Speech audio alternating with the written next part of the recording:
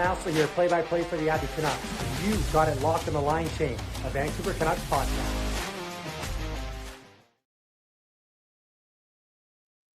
What's up, Canucks Nation? Welcome back to the Line Change. And if you're new, welcome to the Line Change. We've got a very special guest joining us tonight. He is, of course, the longtime voice of Battlefield Fight League, which you can catch on the UFC Fight Pass. He is also the youngest announcer to ever be licensed in the state of Nevada when he worked a cross-promotional event for Tough Enough Z Promotions back in 2018 at the age of 30. He's been seen on Fight TV and the Fight Network. He played the Pride FC ring announcer in the Silver Lion Award-winning film The Smashing Machine, starring Dwayne "The Rock" Johnson and directed by Benny Safdie. Oh, and he's a huge Canucks fan too. I've just got a quick question for everybody. Are you ready? Well, in that case, ladies and gentlemen, boys and girls, please give a warm welcome to the Line Change, Mr. Ryan Ventura. Wow, that was a very kind introduction. Thank you very much. Thank you for doing your homework too, man. Like there were a lot of things that you threw in there that like I kind of forgot that I did. Okay, man. Welcome to the show. Glad to have you on here. Let's start off with some people might not know who you are, despite my introduction there. So go ahead and just introduce yourself. Let everyone know exactly who you are and what it is that you do.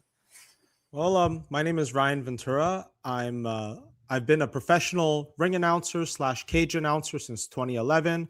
I've been introducing professional mixed martial arts, boxing, MMA, professional wrestling all across North America and throughout the United Kingdom. And I'm a diehard Vancouver Canucks fan. And like you said before, I made my film debut in The Smashing Machine. And some of you might have, if you're a big MMA guy, you might have seen me on the Battlefield Fight League on UFC Fight Pass. And yeah, I'm glad to be here. Diehard Canucks fan since 1992. Nice. Speaking of the Canucks, I got to ask, who's your favorite all-time Canuck? That's an easy answer. I'm wearing, the classic skate logo here. My all-time favorite Vancouver Canuck is Pavel Bure. He is the man that got me into the sport and into the team. Nice. I absolutely love that jersey. By the way, they really need to bring back the white skate. Something tells me that eventually that is coming. It's coming. Oh, I certainly hope so. And when they do, I'll be one of the first in line to get one of those jerseys. Me too. For sure. You mentioned you've been a fan since 92. I guess that kind of answers my next question was, when did your Canucks fandom actually officially begin? Well, I was born in 1987, and like many people that grew up in Canada, you grow up loving hockey. My dad immigrated to Canada in 1975 from the Philippines, and he loved the game pretty much as soon as he entered the country. He grew up watching the original Winnipeg Jets. His original favorite NHL team was the Montreal Canadiens, and he came to BC in, I believe, 1984, and he became a Canucks fan because that was the hometown team. But when I was born, the first player, not necessarily team that I really loved, the first player that I gravitated to was Wayne Gretzky.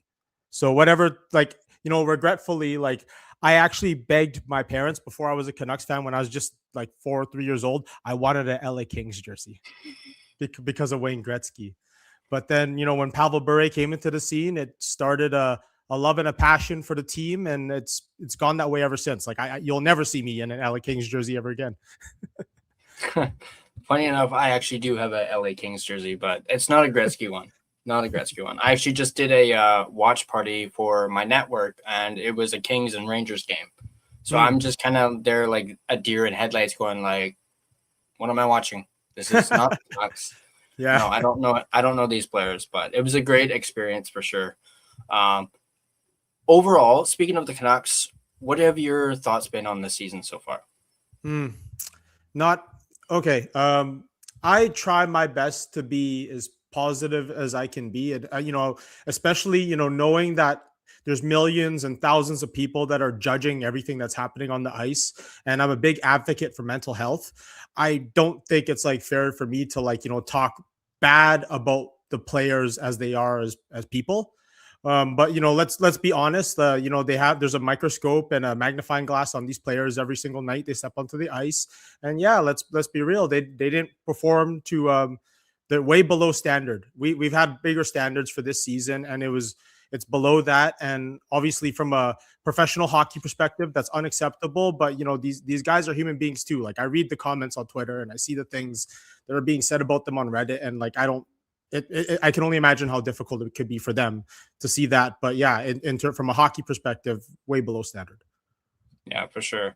On that note, are you 100% behind a rebuild? And are you okay with a 5-year?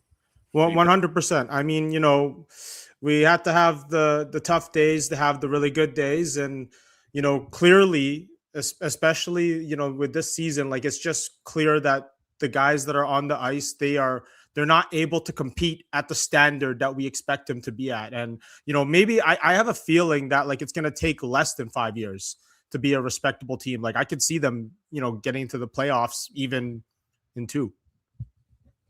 I like that. I like that for sure.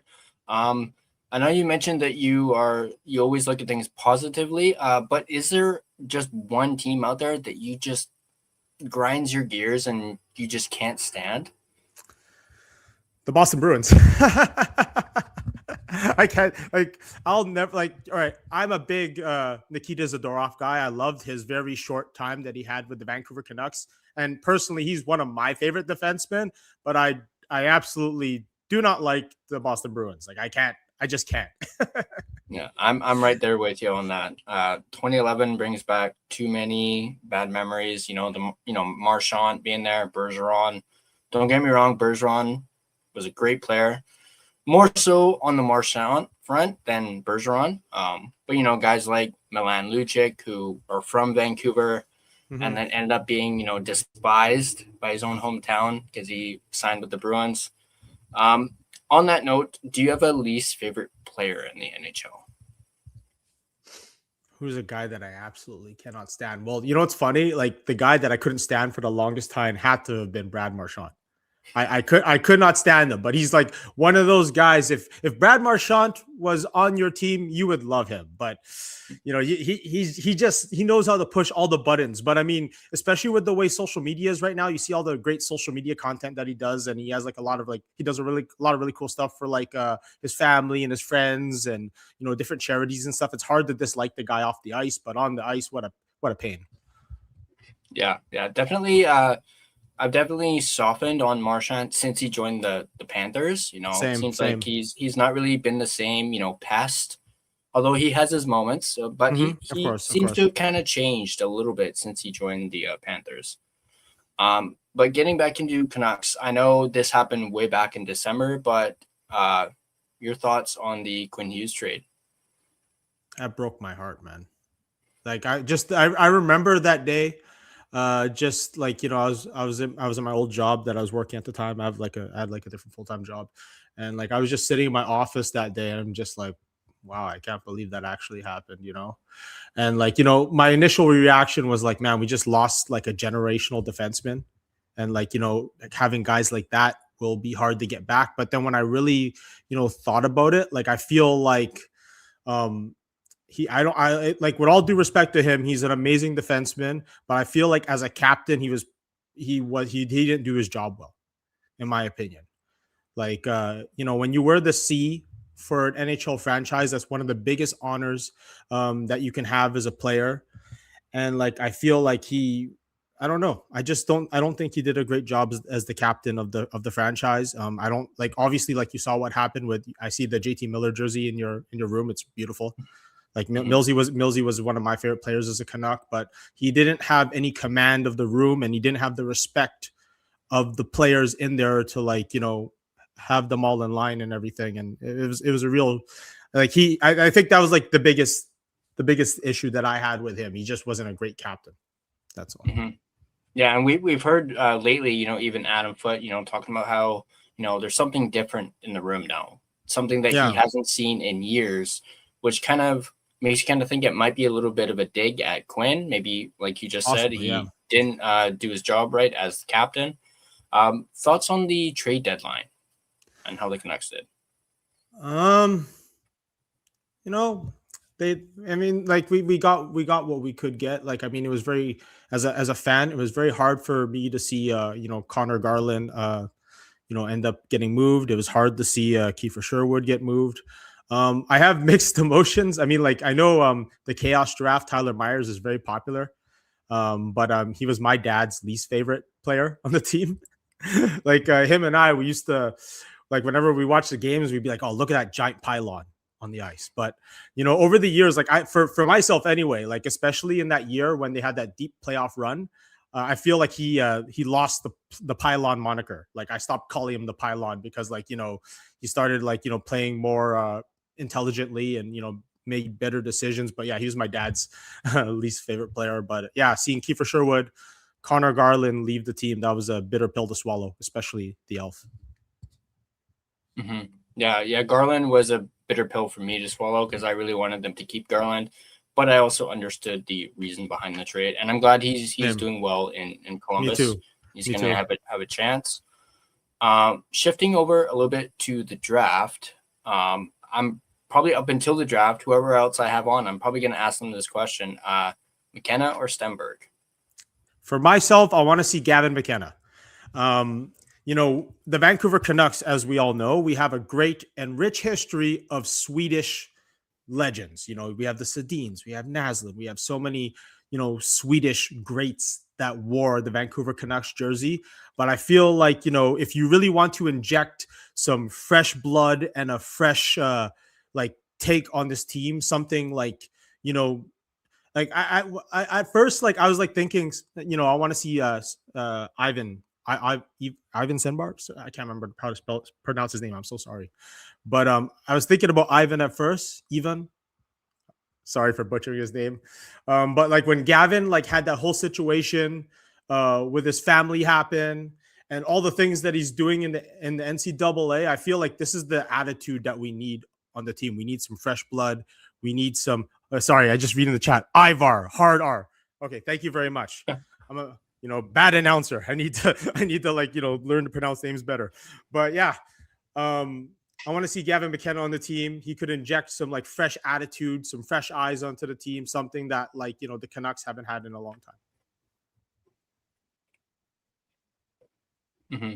And Scared, don't worry about butchering his name. Apparently, I did that for the longest time. I called him Ivan, and then I found out it's actually Ivar, and I was like, oh, jeez. Shout out to everyone in the chat for correcting me. Thank you very much. Yeah. Yeah, we'll get to chat a little bit later, but I do want to ask you, do you have a favorite Canucks moment?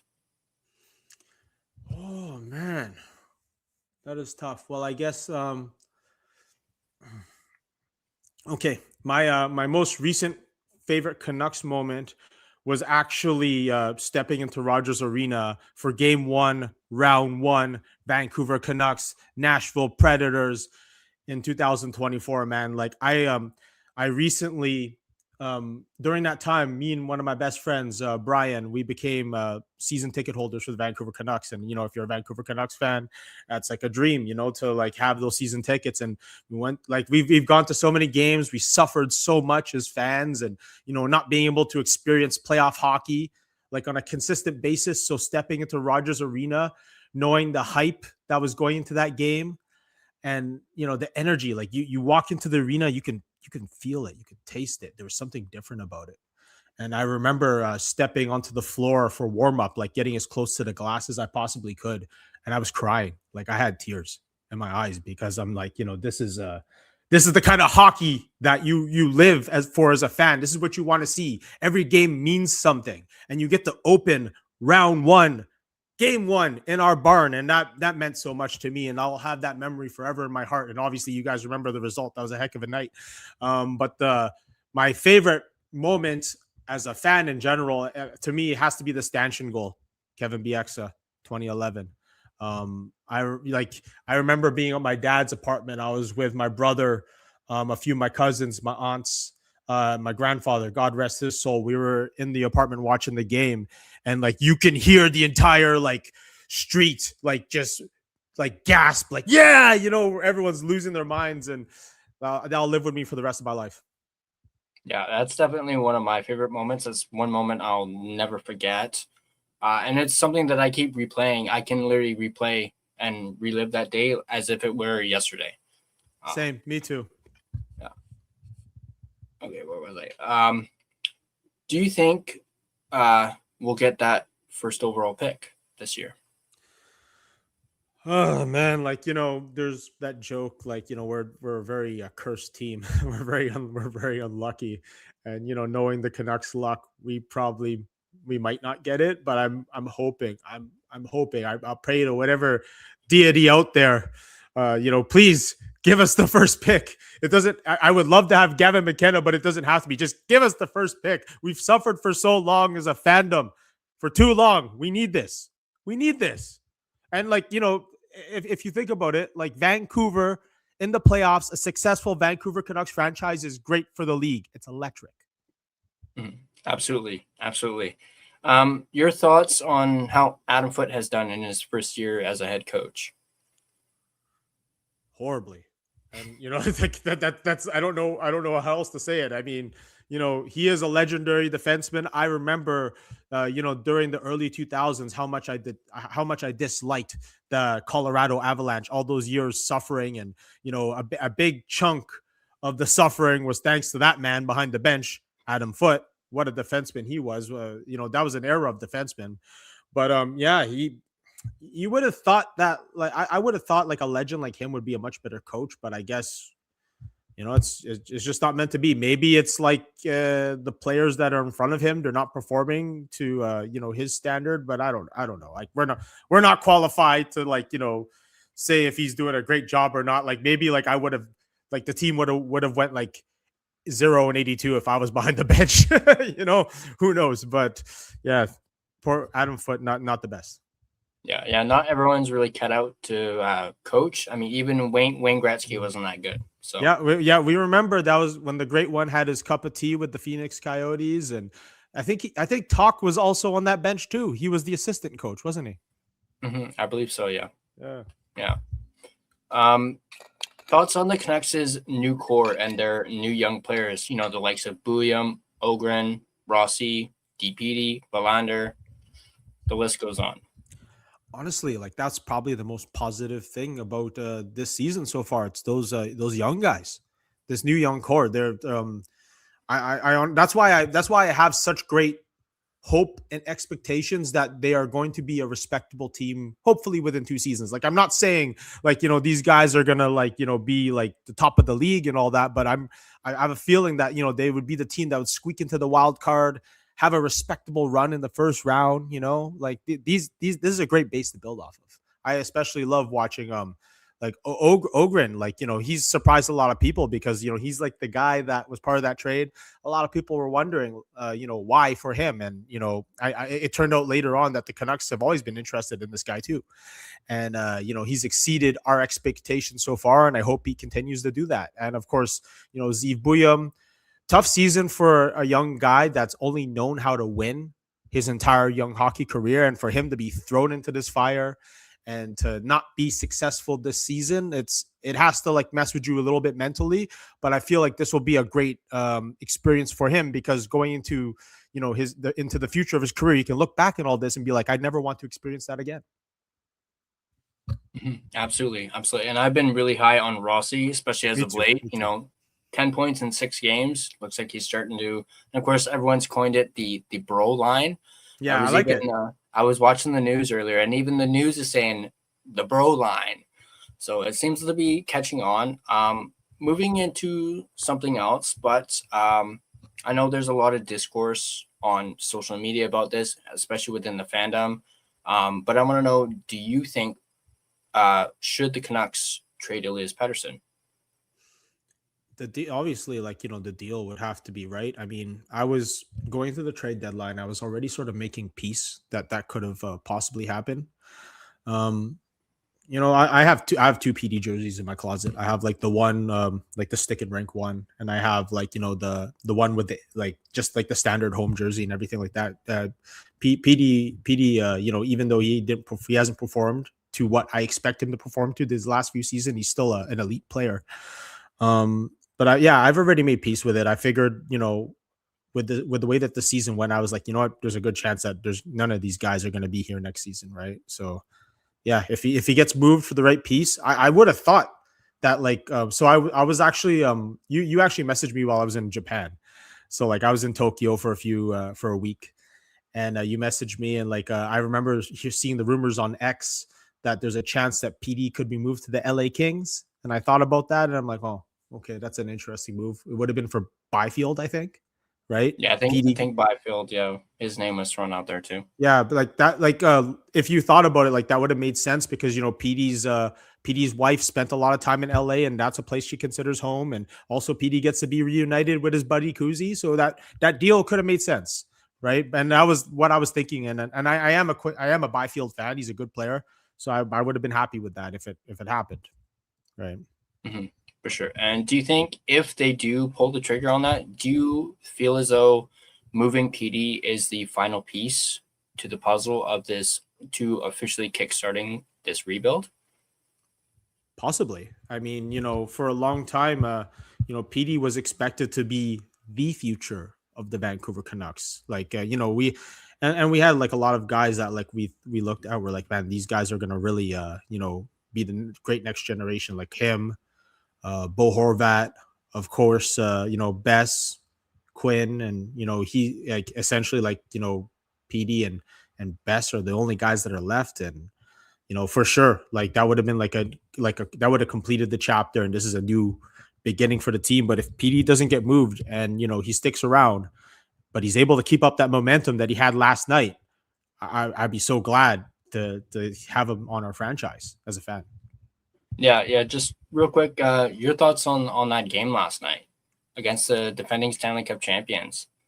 So me and my buddy Brian, we were watching the game here, and we had a bunch of pizzas, had a few Guinnesses because it was St. Patrick's Day, and we were like wondering like, where's this Elias Pettersson been? I missed this guy. It was like seeing a friend that you haven't seen in a long time. He finally shows up to the party, and it was good to see him. It was nice to see him smiling. Good to see like all the nice memes and tweets out there of the picture of him smiling. Man, I'd like to see a consistent Elias Pettersson. That's what I want to see. Absolutely, 100%.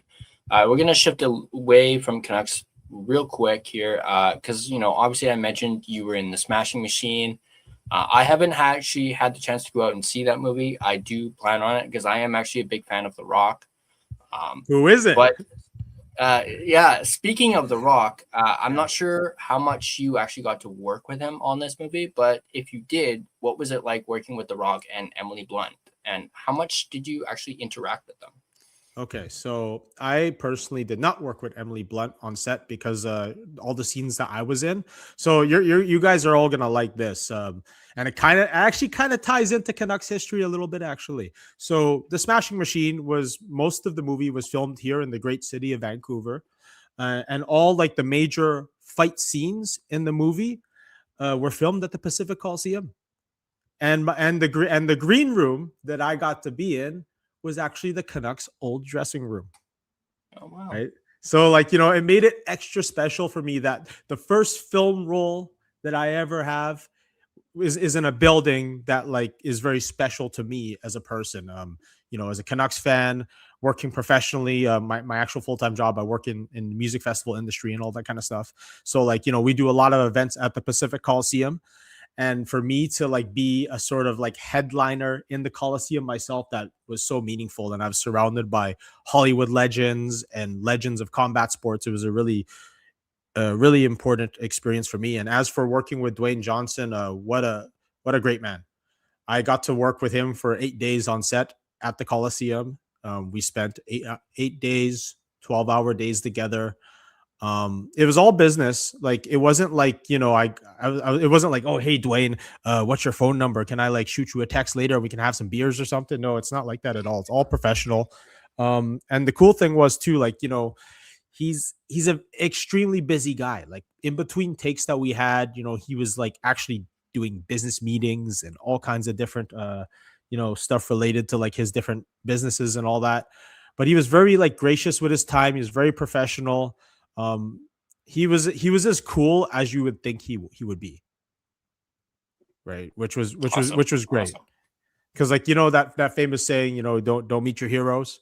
I was very humbled to work with him, and it's one of the few times because like in my career as a ring announcer and working in music festivals, I'm surrounded by like the biggest DJs and artists in the world. I work with them every weekend, and then as a ring announcer I introduce world champion fighters all the time. So like it's hard for me to get starstruck, but when I met Dwayne Johnson for the first time and I shook his hand for 5 minutes, like I felt like a sort of electricity in my hand. Like it was surreal.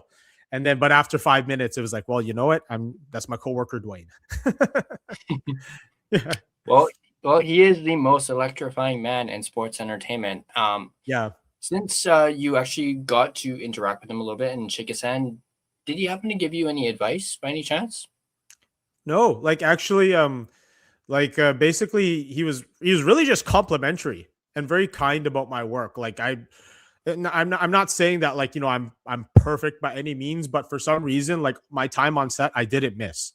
And like it's funny too because like we're on set again 8 days, 12-hour days, long days. But in the final cut of the Smashing Machine, I'm only in it like physically for like a few seconds. But you can hear me throughout the movie because I'm the guy that's introducing all the fighters in the movie. So you constantly hear my voice over and over and over again. But you see me for just that one little bit. Right? Oh, you freeze.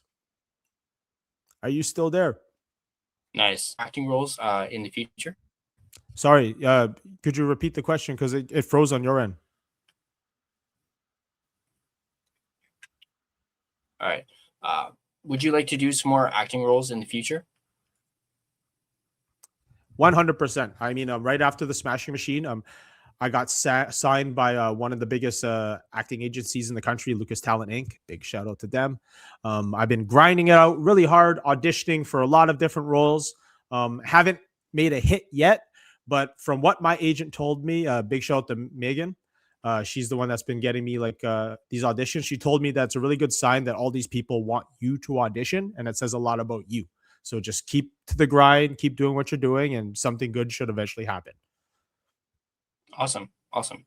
Are you a gamer by any chance? Massive gamer. Actually, you know what? Hold on. Just a sec. Let me show you guys something. The arm here. You see that? Oh yeah. Yeah. So like I'm a big Street Fighter guy. Big Street Fighter guy, and obviously I love Pokemon. I got my Charmander here, right? Like who else I got here? I got Snorlax, right? Yeah, really big Pokemon guy, big Street Fighter guy. But I particularly love and appreciate retro games mainly. Nice. Actually, that's a really good segue into my next question. Do you have a favorite game or console? That's a tough one, man. Of all time? Yeah. I guess like it would have to be the Sega Genesis because the Sega Genesis is what got me into really into console gaming to begin with. My mom, like, she actually bought me my first console before I could even walk. It was actually the Sega Master System. That was the system before the Sega Genesis, and that was the first console that we've ever owned. But the first console that I ever really fell in love with was the Genesis. And it was great because like I was able to play obviously Street Fighter 2 on it. And what really helped propel my love for hockey as well is playing the games on the Genesis. So playing NHL PA 93 and my all-time favorite hockey game, NHL 94. Nice. Awesome. When did you start ring announcing? So I started ring announcing in 2011. I'm going to try to keep this like brief because there's so many like moving pieces to this story. But I went to this local MMA event during the week of a big UFC pay-per-view that was happening in Vancouver. And I was at this event and I saw like this guy posting flyers for this local card. It was called Quest for Glory. And I went up to the guy and I said, hey, I've always wanted to try ring announcing. Do you guys happen to have a ring announcer? And he said, yeah, we already hired a ring announcer. But you seem really interested in this event. Here's some tickets, right? So he gave me tickets to go to his show. A week after we met, the fight card was held at the Croatian Cultural Center on Commercial Drive. I brought my younger brother and my cousin with me, and something in me said to pack a dress shirt. I brought a dress shirt with me, but like no one told me to, but I brought it with me anyway. And I went to the event. Halfway through the card, the promoter comes up to me and says, "Hey, man, would you like to try this ring announcing thing? Because the guy that we have is doing a very good job." Now, the guy that they hired initially, he was actually a really nice person, but he doesn't do like announcer type stuff. He's actually like a narrator for like documentaries and things like that, right? So he wasn't the most hyped voice. And they put me in the ring. I go to get changed first in this broom closet. I put on the dress shirt that I packed with me, and they put me in this ring. And like, I don't know anybody. I don't know any of the fighters. I don't know any of the coaches, the staff. I don't know the judges, the referees. I'm pretty much in there blind. All I'm given is a notepad and a piece of paper. So like, as the fighters are making the walk to the ring, I actually am learning their names and who they are and all that kind of stuff as they're walking to the ring, because I'm asking the coaches all these details. And in the event that the fight went to a decision, this was before, like, because back in the day, during those times of 2011, Vancouver didn't have professionally regulated staff for these kind of events. So everyone was like, were volunteers. So if the fight went to a decision, I had to score it. I had to go up to each judge, ask them what they thought about the fight, and I'd score it on this piece of paper. And I know it's simple math, but I'm horrible at math. So like, for me to like, share the results of this fight on the scorecard, it was horrible. And, I did my best. I thought I did all right, but the promoters liked me enough to keep me. And I kept doing all the fights for Quest for Glory until they went out of business. And eventually, I started doing more local fight cards in boxing and Muay Thai and pro wrestling. And eventually I got noticed by the Battlefield Fight League. So for those that don't know, the Battlefield Fight League is the #1 developmental promotion in Canada to the UFC. So it's like it's like the AHL to the NHL, right? And I've been working with the Battlefield Fight League since 2014. Yeah, since 2014. And because of my work for the Battlefield Fight League, it's taken me all over Canada. It's taken me all over the US, and it's taken me to the UK. And it's been a phenomenal journey. And this year will mark my 15 years in the fight game. Nice. That's incredible. That's awesome. Another good segue. What got you into MMA, UFC, and boxing? It was actually my grandfather, my dad's dad, God rest his soul. My Lolo Rufino was really big into martial arts. He loved Bruce Lee. He loved Jean-Claude Van Damme. He loved all the classic martial arts action movies, and I used to watch them with him. And whenever boxing was on TSN, I would watch boxing on TSN with him. So that really sparked a love for combat sports and martial arts with me. And obviously I like things like Street Fighter. I'm a big Tekken guy. And when the UFC first came out in 1993, I was only 7 years old. And one of my family friends used to have this thing called a black box. Now, for those that remember what the black box was, it was this illegitimate cable box that you attach to your TV. And you got all the channels. So you got WWF pay-per-views, you got UFC, boxing, movies, everything, right? And he recorded the very first UFC on VHS. And the way that they advertised the very first UFC back in the day, it was no holds barred. There are no rules. This is real life blood sport, real life Street Fighter, real life Mortal Kombat. Somebody could die. Right. And that's what attracted me to the sport, because essentially it was like real life Street Fighter. And I've been into it since. I mean, I myself am a high level Muay Thai trained Muay Thai martial artist. So I've been involved with that since I was 18 years old. I even had 4 fights. I've had a few fights as well. Nice. You mentioned WWF, which is now, of course, WWE. From my understanding, and actually doing my little bit of research, I see you're a big wrestling fan too. Massive wrestling fan. Something you and I both have in common. Well, we both love the Canucks, UFC, The Rock, wrestling. Man, you and I are you and I are going to be like best friends after this. This is going to be awesome. Do you drink beer? Oh yeah. All right, we'll have a few beers sometime. Oh yeah, yeah. I drink some Steve Weisers here and there, definitely What? for sure. What?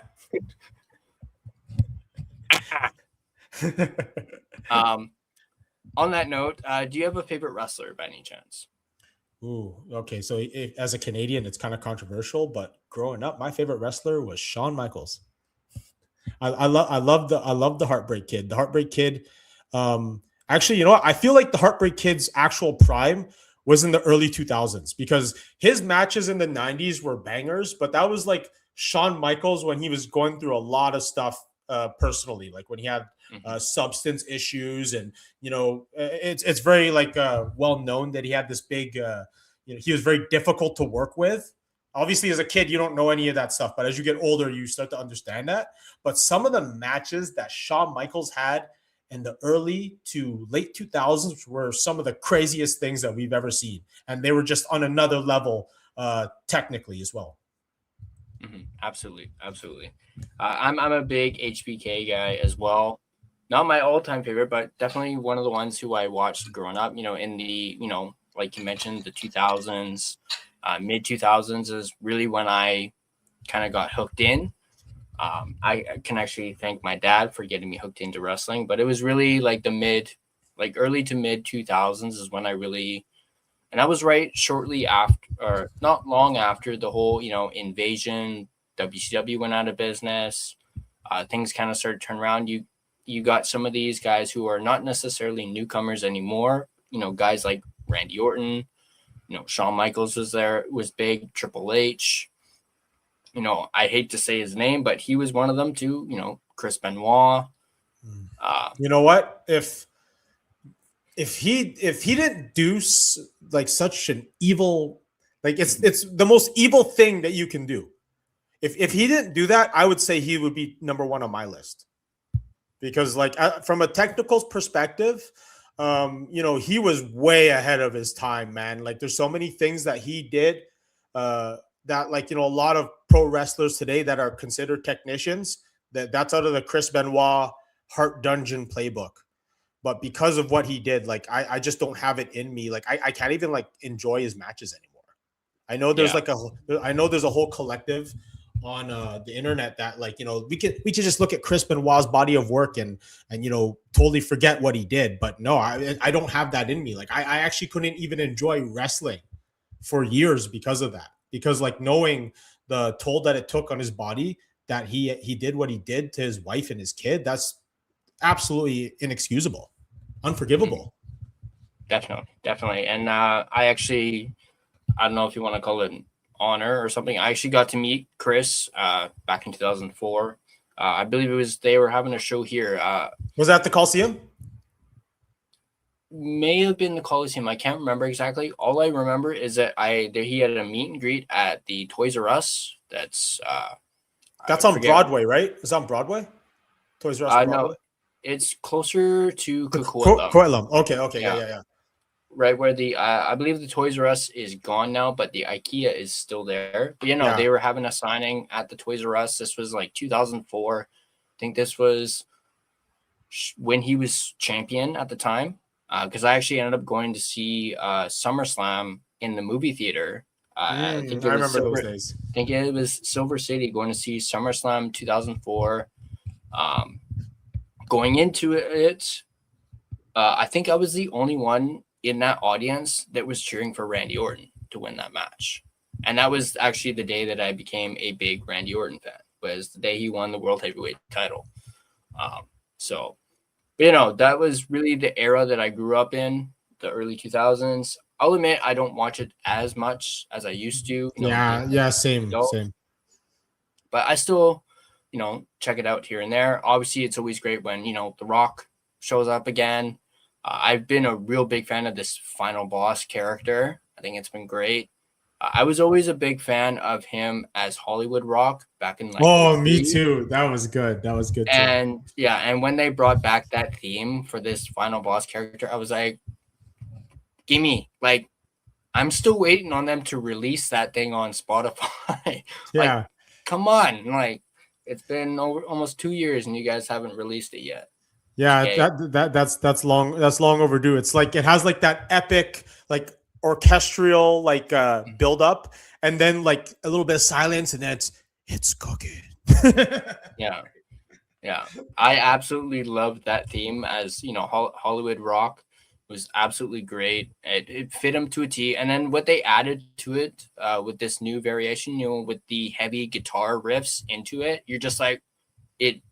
Even just thinking about it now, it sends chills down my spine. Yeah, it gives goosebumps. It gives goosebumps, and yeah, it's so surreal for me, like to say that he was my coworker, just because like I remember all the nights growing up, playing WWF SmackDown 1 and 2 for hours upon hours, playing SmackDown 1 and 2. I had a Rock poster in my bedroom, bro. So surreal. Yeah, yeah. Especially when whenever he comes out, he's always showing off his arm, saying goosebumps.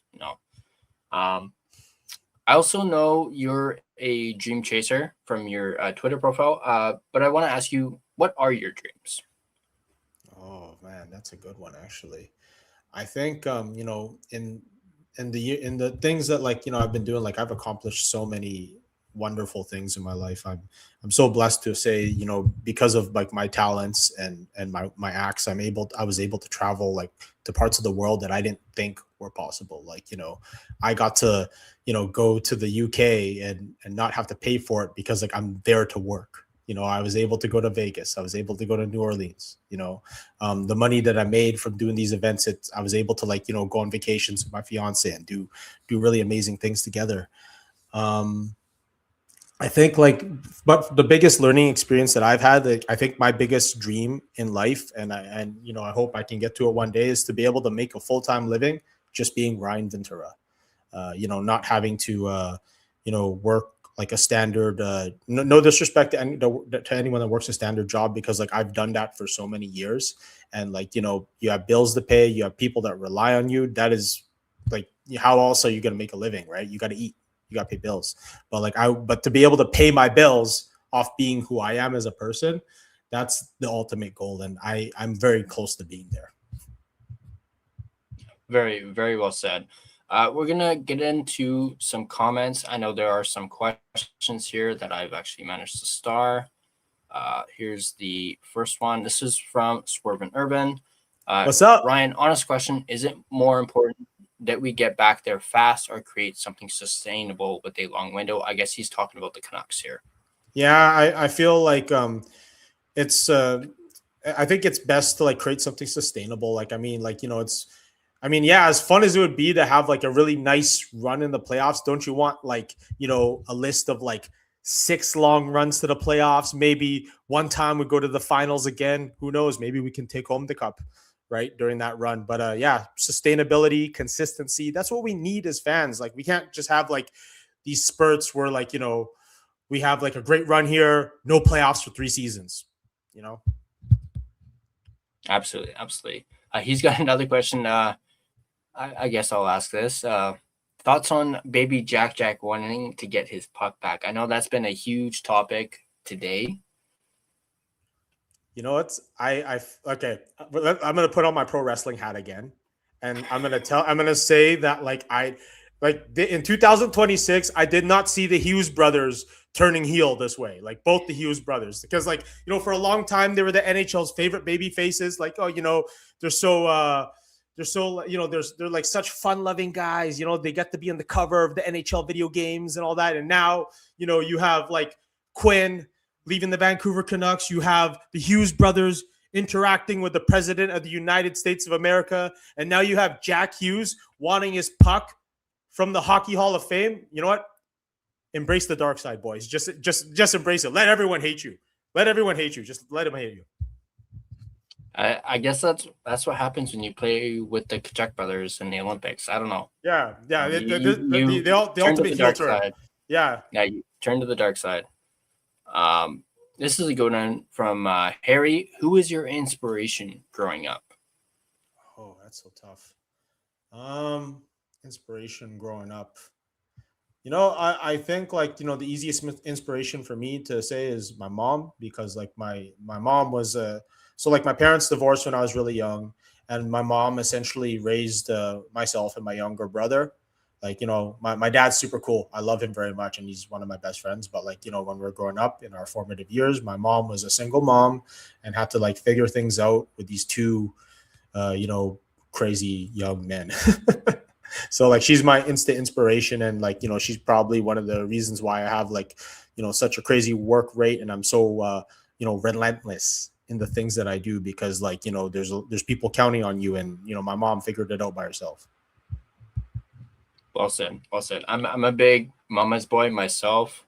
Unfortunately, my mom passed away a couple of years ago, and actually her birthday's coming up on Friday, so that's actually probably going to be a bit of a tough day. Love to you and your family, brother. Love to you and your family. Yeah. Got another question from Harry. This is actually a really good one. Would you ever do ring announcing in the WWE? Absolutely.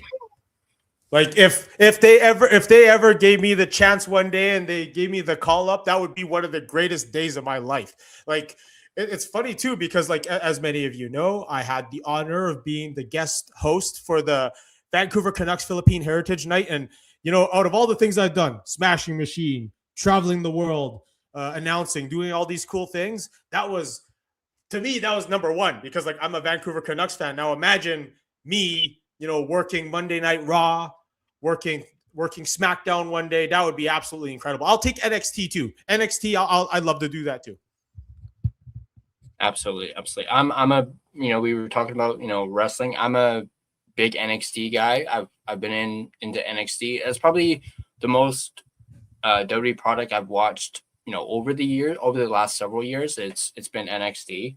And that's going back to like when Finn Balor was there. You had Bobby Roode. Shinsuke Nakamura. I was really into TNA back in the day too, when AJ was there. Daniels, Kazarian, Samoa Joe. Peak angle. Yeah, him too. Sting, the Stinger.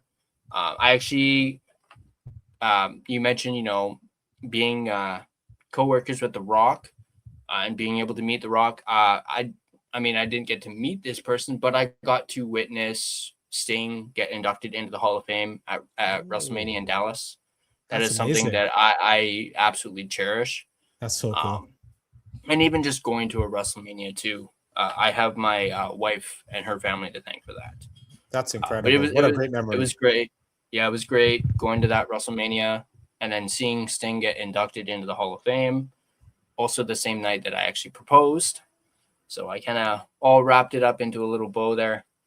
But I did apparently pass out from the heat, from the Texas heat. They're not kidding about the Texas heat.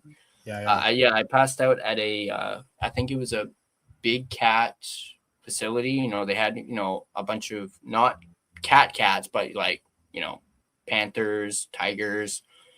And I'll never forget this. My wife doesn't let me forget it. I ended up, I guess I was, I'm from Vancouver. I'm dressed for Vancouver. I wasn't dressed for Texas. So I had too many layers on.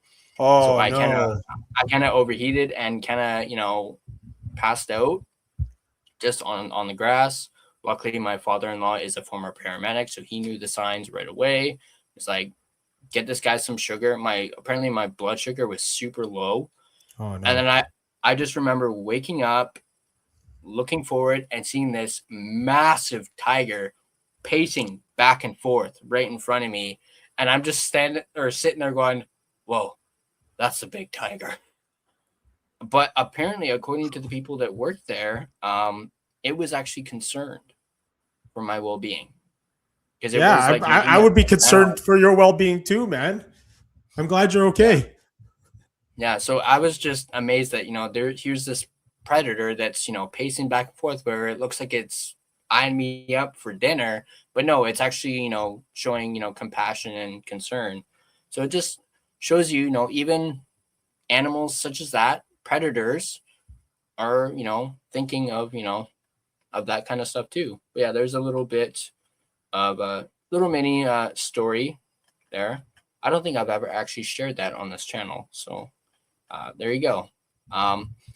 We do have another question. This one is from Lucas Gates. Hey, Ryan, any tips on how you handled an in-arena hosting gig? You absolutely nailed Filipino Heritage Night. That's my guy, Lucas Gates, 92, good friend of mine. Any tips? Well, my biggest tip for anyone that is hosting anything, like whether you're ring announcing or in arena hosting, is the number one thing is just to have fun. Just to have fun. Like, don't worry too much about embarrassing yourself. Like, just worry about how much you love what you're about to do, and just worry about how much fun you're gonna have, and that's contagious and that's infectious, and it's something that, like, people will gravitate to. Absolutely. I think I saw some. Irvin, this is a good one. Can you put on some sunglasses and cut a heel promo on all the Canucks haters? That's good. Oh, shoot, man. Do I have any shades?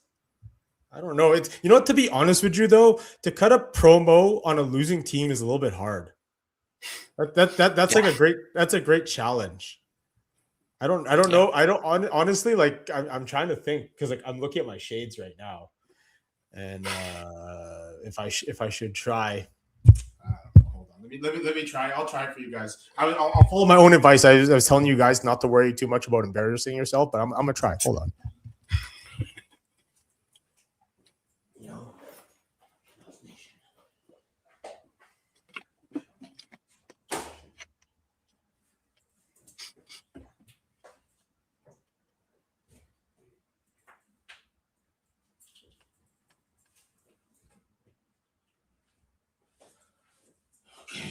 Okay, let's see. Let me try.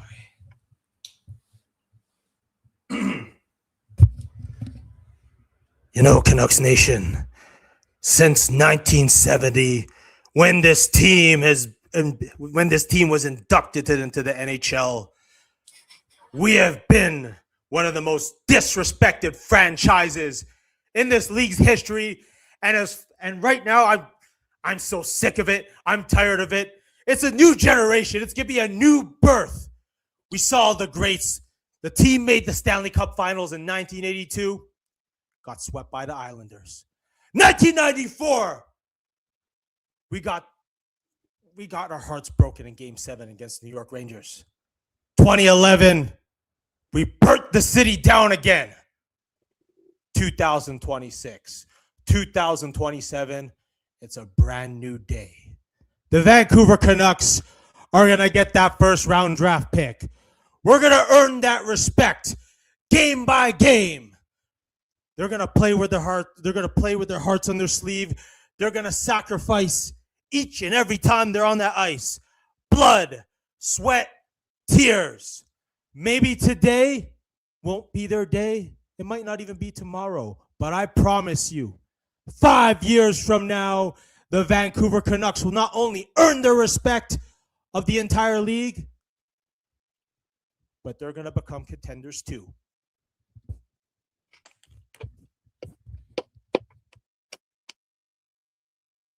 That was awesome.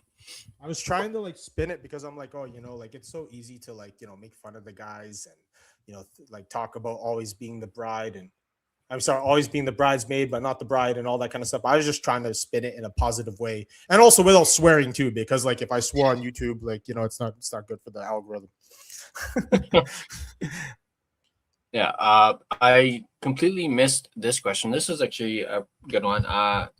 Lefty says, I predict Braden Coots will play at least 40 games with the Canucks next year. What do you guys think? Yeah, I actually was going to ask you about Braden Coots. I'm a big Braden Coots guy. I mean, just seeing how he's been doing in juniors and everything, what is there not to like about the guy? I think he's going to play 40 games next year for sure, especially if we have, like, a lot of new blood on the team. He's going to get his time. He's going to get his time, especially, like, this season. Like, it says a lot about him being able to play the first few games of the season, right? Mm-hmm. Yeah, absolutely, especially at his age.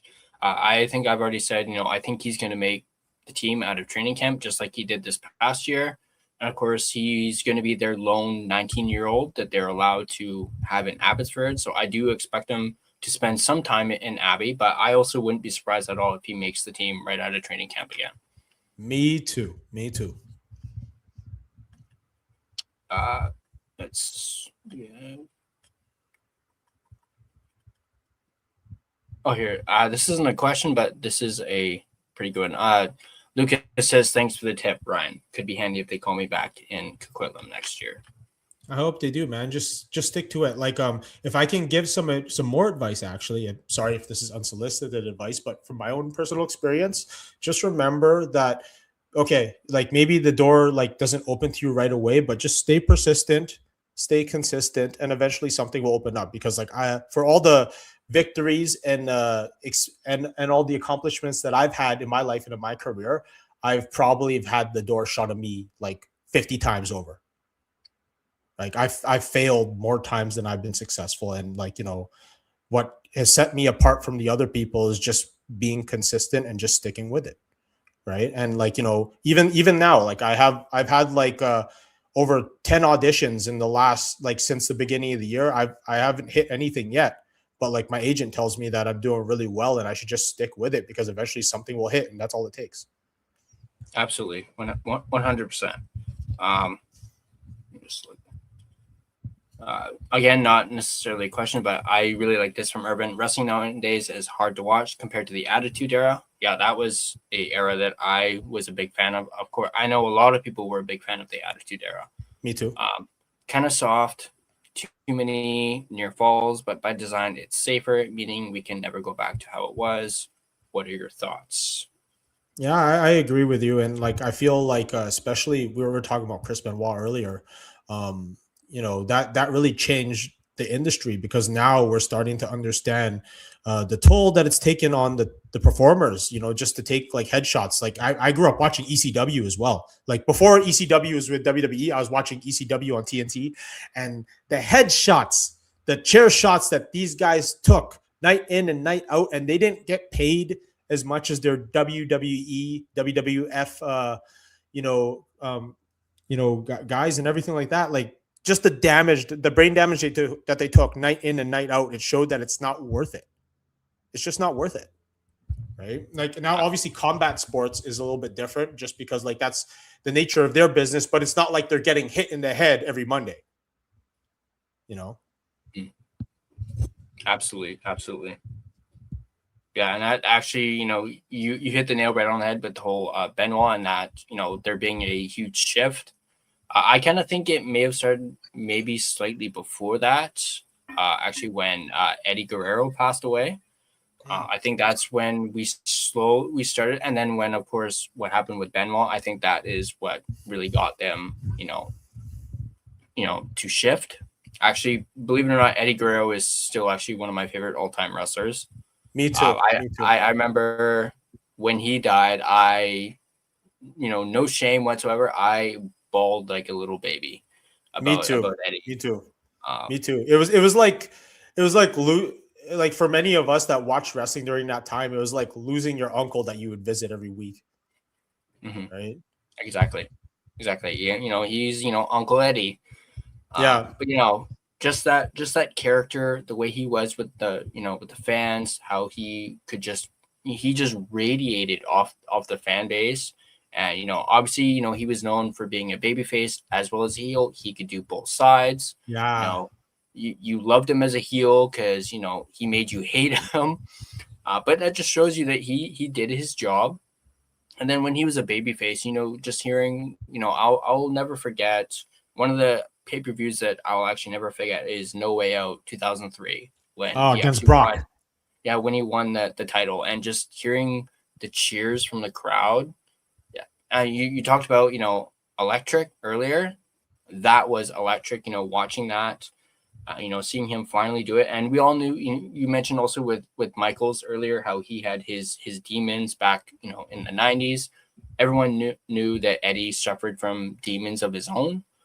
And unfortunately, they ended up, kind of catching up to him in the end. Mm-hmm. But they all knew about his demons. But the fact that he was able to persevere, get through that, and then, go on to win the WWE Championship in the end, no one could have thought that, Eddie Guerrero is the WWE champion. Yeah. And the fact that he actually beat Brock Lesnar of all people too.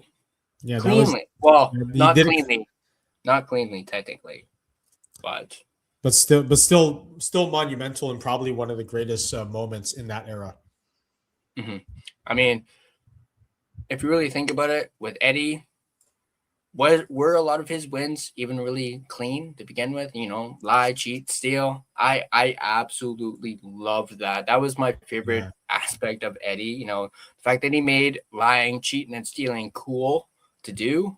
Yeah, You and know, like it was so funny too. Just the little things that he did, like when he won the title at WrestleMania 20, that was when he untied his shoe, right? He untied his boot, and Angle had him in the ankle lock, and he slipped out of his boot. Or those spots where he would get the chair and he would make the sound with the chair, like when the ref wasn't looking, he pretended he got hit with the chair. yeah. That was good. Yeah. Those I could watch clips of those moments on YouTube all day, and watch them with a smile on my face. So yeah, Eddie was really one of the. I mean, I'll admit I did shed a few tears when Chris. What happened with Chris before we found out everything that happened afterwards. Because again, I had that moment with Chris back in 2004, and then you're just thinking like. Not even 2 years later, Chris is gone. And I know a lot of people talk about, how Eddie's passing really caused a shift in Chris. You could see how it impacted him. And, you talk about, mental health. I feel as though that really kind of maybe made him snap a little bit, or may have been, the camel or the straw that broke the camel's back for Chris. And that was, of course, losing Eddie, because it's like he lost a loved one. Yeah, that was brutal. If for anyone else that are wrestling fans out there, if you guys watched that episode on Dark Side of the Ring about Chris Benoit, heavy stuff, very heavy stuff. Yeah, absolutely. Urban mentions, happened at the Cow Palace, the OG home of the San Jose Sharks. I actually don't think I actually remember where. Actually, no, I think I do remember where I was when Eddie passed. I think we were having dinner, and I, opened up my. This was when the internet was around, but it wasn't like it is nowadays. But seeing a headline, Eddie Guerrero's found dead, and I think I remember like weeping at the at the restaurant or whatever. I was absolutely crushed. Yeah, I think I was at home when I found out about that. I think like I was reading something on a forum or something. This is before Twitter, and yeah, devastating. This is a good one. Connor Cahill, Ryan, who we signed the Ogre just to annoy Swerven.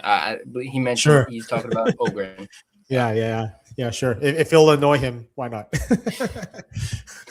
Yeah. They have a little thing back and forth when it comes to Ogren. Connor is a big fan of Ogren. I mean, so am I too. I am too.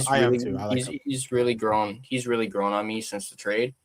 And I've even said on this channel too.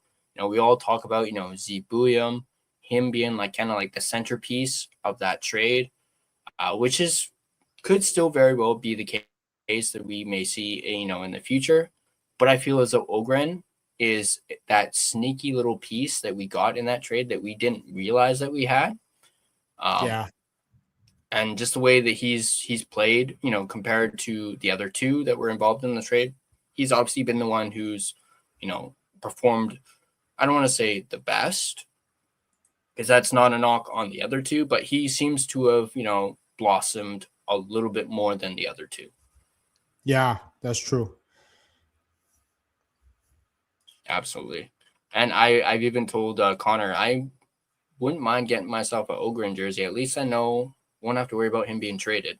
Because apparently when we talked about bad luck and, cursed, I got the jersey curse. I got the Miller one there. I see Although the number 50. I see the number 53 back there. I have two yeah, Bo Horvat jerseys as well. yeah, I got those. Although technically I got that one after he was traded. Technically, I got a Quinn Hughes one that you can't see right here. Yeah, I got one I too. got I got one too. I got a Kuzmenko one that I absolutely adore, a skate Kuzmenko that my Oh. wife bought me. And then less than a year later, he got traded. Yeah, my brother, he has the reverse retro Kuzi jersey, and like he was gutted when Kuzi got moved. I was gutted too, man. Kuzi was a fun guy to watch. Oh yeah, yeah. That's one trade that I kind of, if I could, make a management decision, I'd probably take that trade back, or at least try and get Kuzi back. Mm-hmm. Maybe it might help out PD. Throw him on PD's wing, maybe with Hoglander and whatnot. But who knows? You never know. Kuzi might make his way back here. I believe he's a free agent coming up this summer, so you never know. Yeah, yeah. So Connor says he's wearing number 92, the number I would have worn if I played for the team. It's a good number. You let me know if you got to run, and we'll cut it up. Just let me know. Okay, we'll do. Like I'm good on time. I'm having a great time. All right. I realized we didn't actually really set an actual time. So I just wanted to let that be known. But Sure. we'll keep going through the comments. I've told everyone to keep submitting questions if they have any questions. Sure. I believe I've gone through all of mine. I do have one left here. Sure. I was gonna save it for the very end, but why not? May as well say it. As I mentioned before, you mentioned you're a dream chaser, but I want to know what are 3 things that you're grateful for? Oh, that's also a good one too. Number one thing that I'm grateful for are my loved ones, my fiance, my family. These are the people that keep me grounded and keep me humble. It doesn't matter like what I do in life. Like I could be one of the most famous ring announcers in the world, and maybe I can make a living being a respected actor one day. But I'll always be Ryan Ventura, the Filipino kid from Vancouver who watches the Vancouver Canucks. And number two, the next thing that I'm grateful for is our hobbies. Hobbies like video games and collecting and things like that. Like those, I feel like interests are what keep us. That are also things that makes us human. Whether your hobbies are Canucks hockey, video games, or collecting Pokemon. I'm glad for hobbies. And number 3, I guess like right now, like I've kind of been slacking on it a little bit since I came back from Japan, but it's my health. I like you're only as like if it wasn't for being healthy enough to wake up through the day to be able to work and perform and things like that, it's not possible without having good health. And also I've seen people like that are very close to me, I've seen their healths deteriorate and all that, and to see them go through difficult times, so it makes you humble, and it makes you grateful for your own health and well-being. Well, very well said. Very well said. Connor's got a question here. If you got the next head coach, but it isn't Manny, who would you want in charge? That's tough because he's the only guy that I even had on my radar, because like many of you guys out there, I've watched Manny Malhotra since his days as a Vancouver Canuck, and of course I really enjoyed the run that him and the Abbotsford Canucks had last season. That was fantastic. Yeah, I'm sorry, I don't have a better answer for you, but at this point, anyone except Adam Foote. That's fair. Connor does say he does throw out Pete DeBoer. Okay, yeah, that's a good one too. I mean, you would think though that promoting from within would just make sense, right? Mm-hmm. And Manny not only has that relationship with the players, he has that relationship with the fan base already that's already established, and he's already been in the trenches as a Vancouver Canuck himself. So just promoting him that just makes all the sense in the world to me. And I feel like the upcoming season, there's no better time than now, right? And then Adam Foote, I'm pretty sure he'll have a job in Philadelphia waiting for him. Yeah, absolutely. Absolutely. Another one from Irvin. You have only money for one dinner. Would you rather kick it with Ernie Reyes or Dante Basco? That's a tough one. So for those that don't know, both of those legends are Filipino legends. Ernie Reyes, for many of you that may know, he's a legendary martial artist, and also you might have seen him in the second Ninja Turtles movie. And Dante Basco, he was Rufio in Hook, and he also was Prince Zuko in Avatar. I think like I would have to pick Dante Basco because that's my fiance's like one of her favorite like actors, and she loves the Avatar series. So to make her happy, I'd have dinner with him. And I also got to like hang. I also got to meet Ernie Reyes too because he was cornering a fighter that I introduced in New Orleans a few years ago. So that was pretty cool. You mentioned he was in Ninja Turtles. Do you know what character he played? He was Kato. He was the pizza. Kato. Yeah. He was the pizza boy. Now I remember. Yeah. Yeah.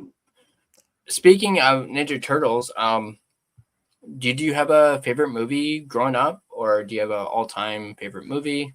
Oh, that's so tough because like it changes all the time depending on my mood, man. Like, I mean, I love the first Matrix movie. The first Matrix movie is one of my all-time favorites.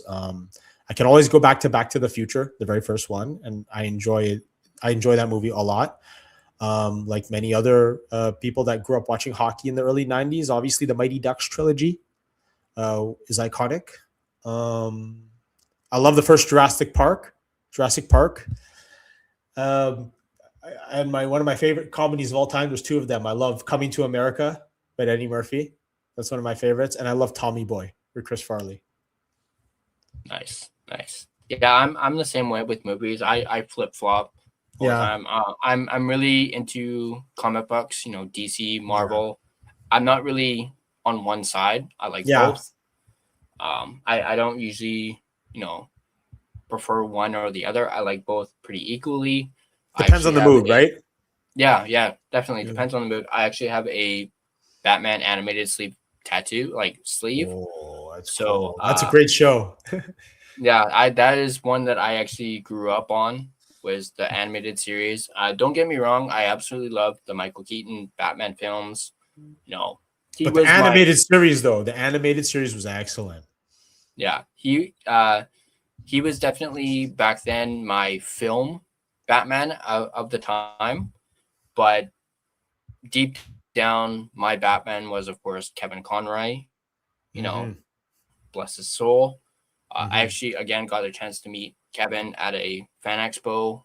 That's awesome. I forget how many years ago it was now. At least was it here in Vancouver? It was before he died, for sure. So, but unfortunately, that was, it was here in Vancouver. It was unfortunately before I got the sleeve done or even had the idea for it.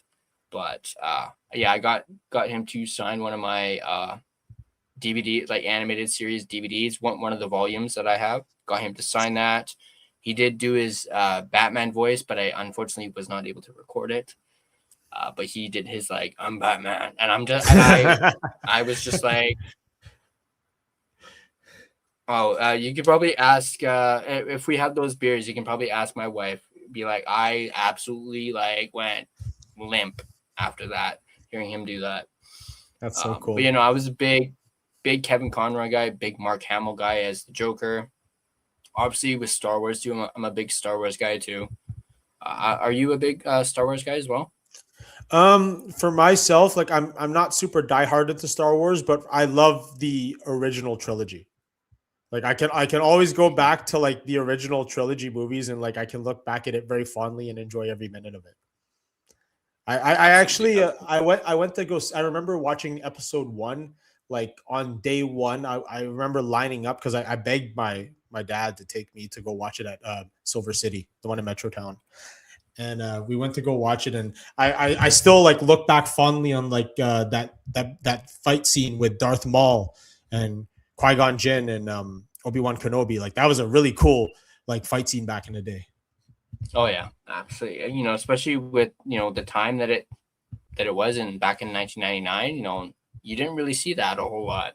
Yeah. And then Ray Park was such a great martial artist at the time. He still is. To this day.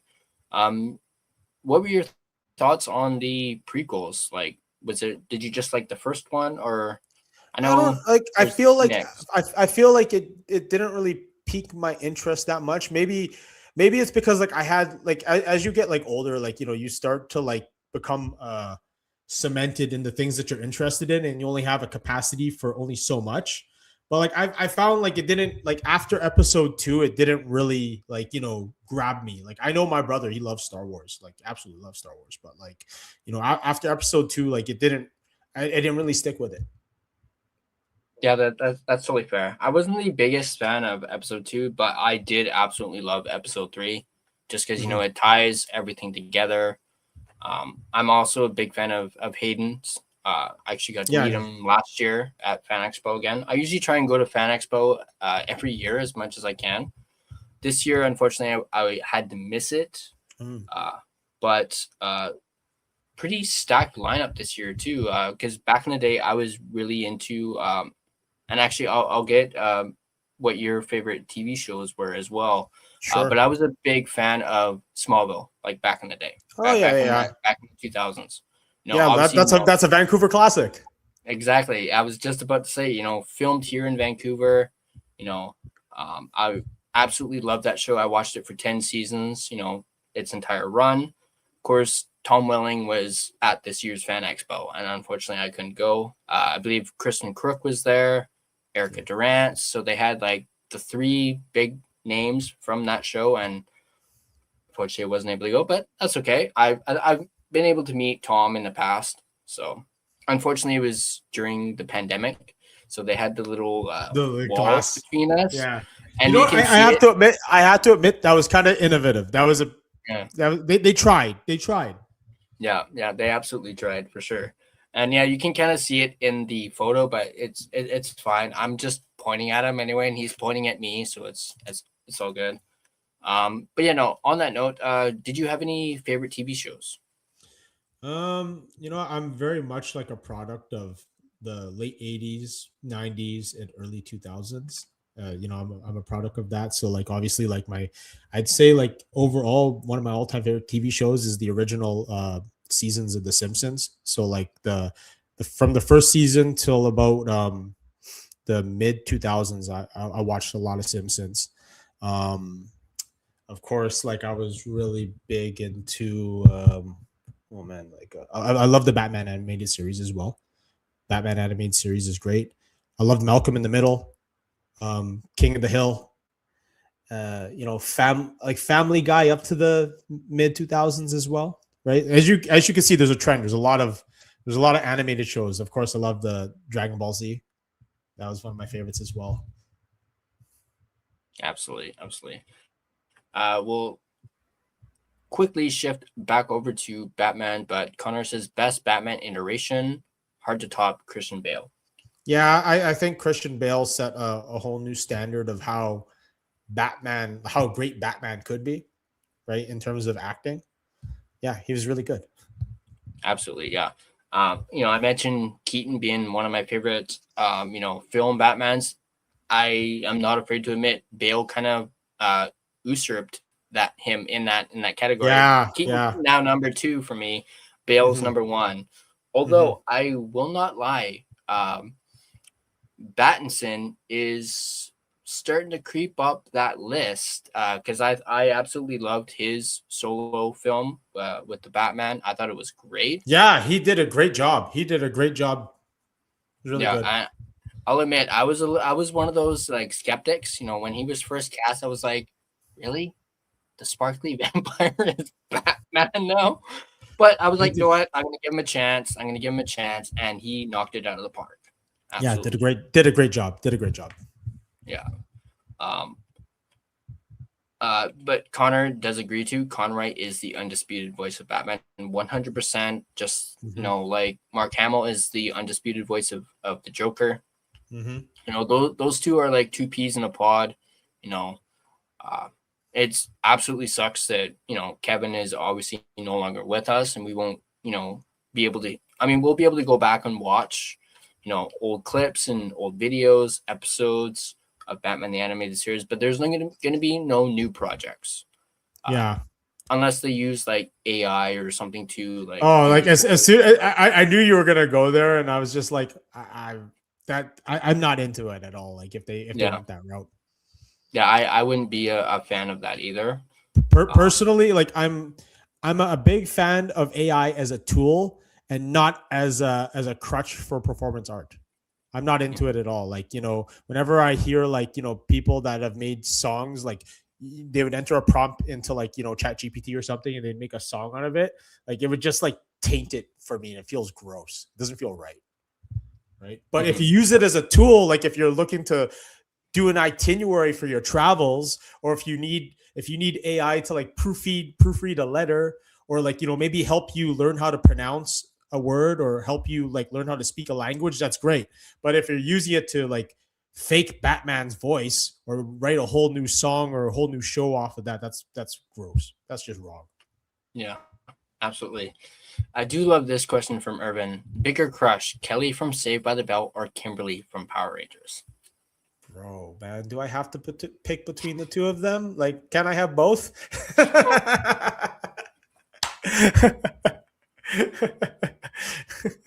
No, it's a coin toss because like I loved Saved by the Bell. Saved by the Bell is one of my favorite shows growing up, and I love the original Mighty Morphin Power Rangers.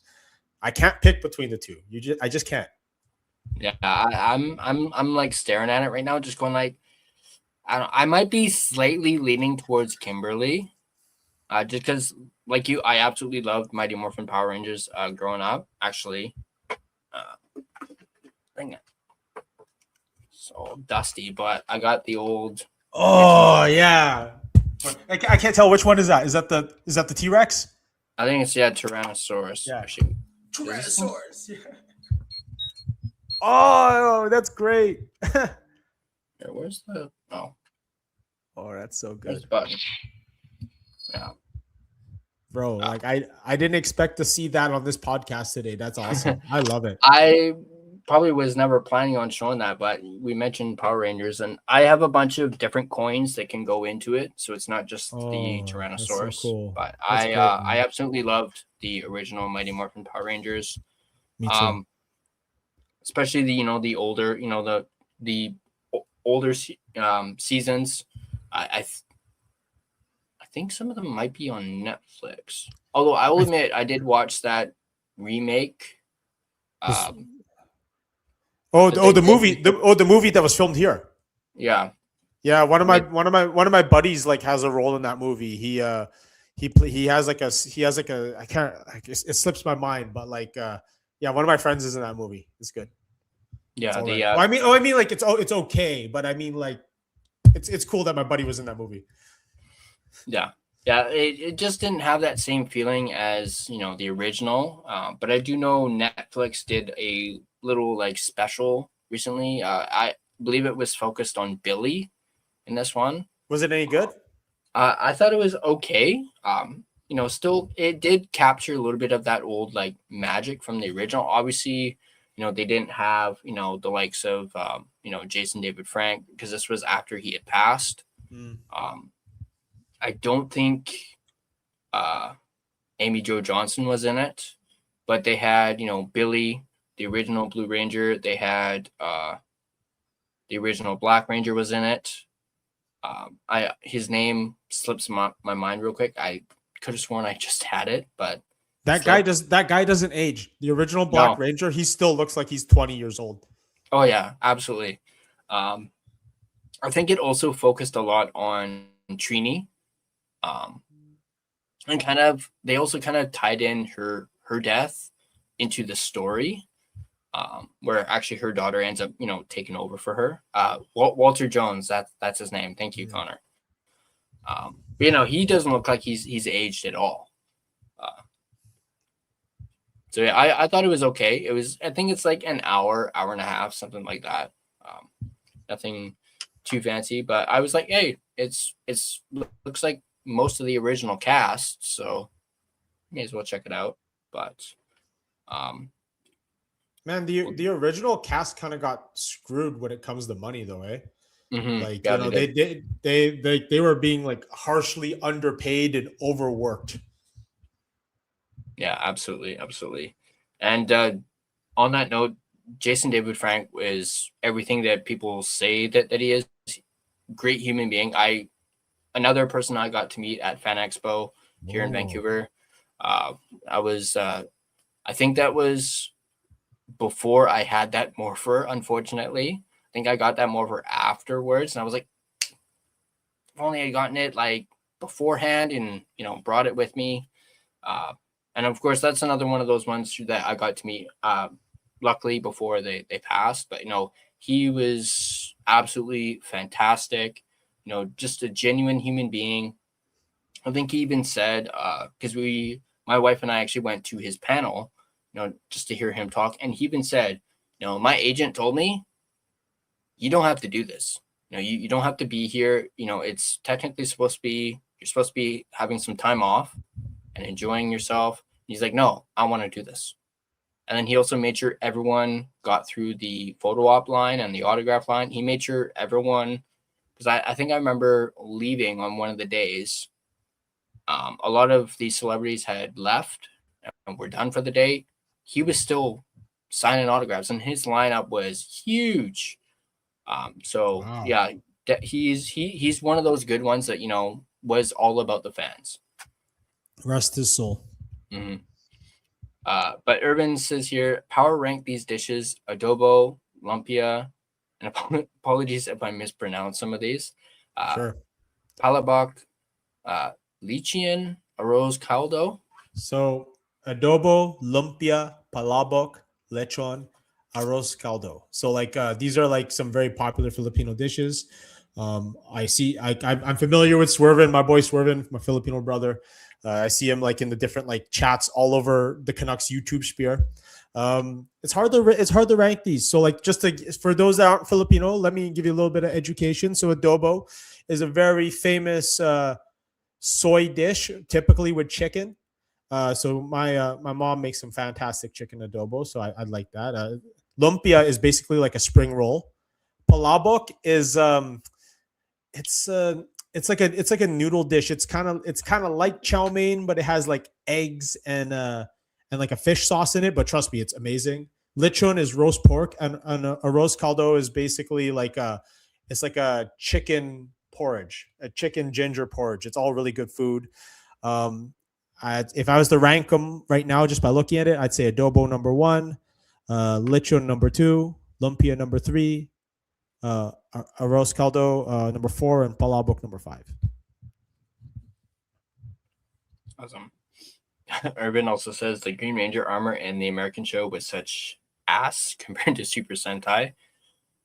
That's funny that you mentioned that, because I was just in Japan and I was surrounded by like, every like childhood hobby that you can have.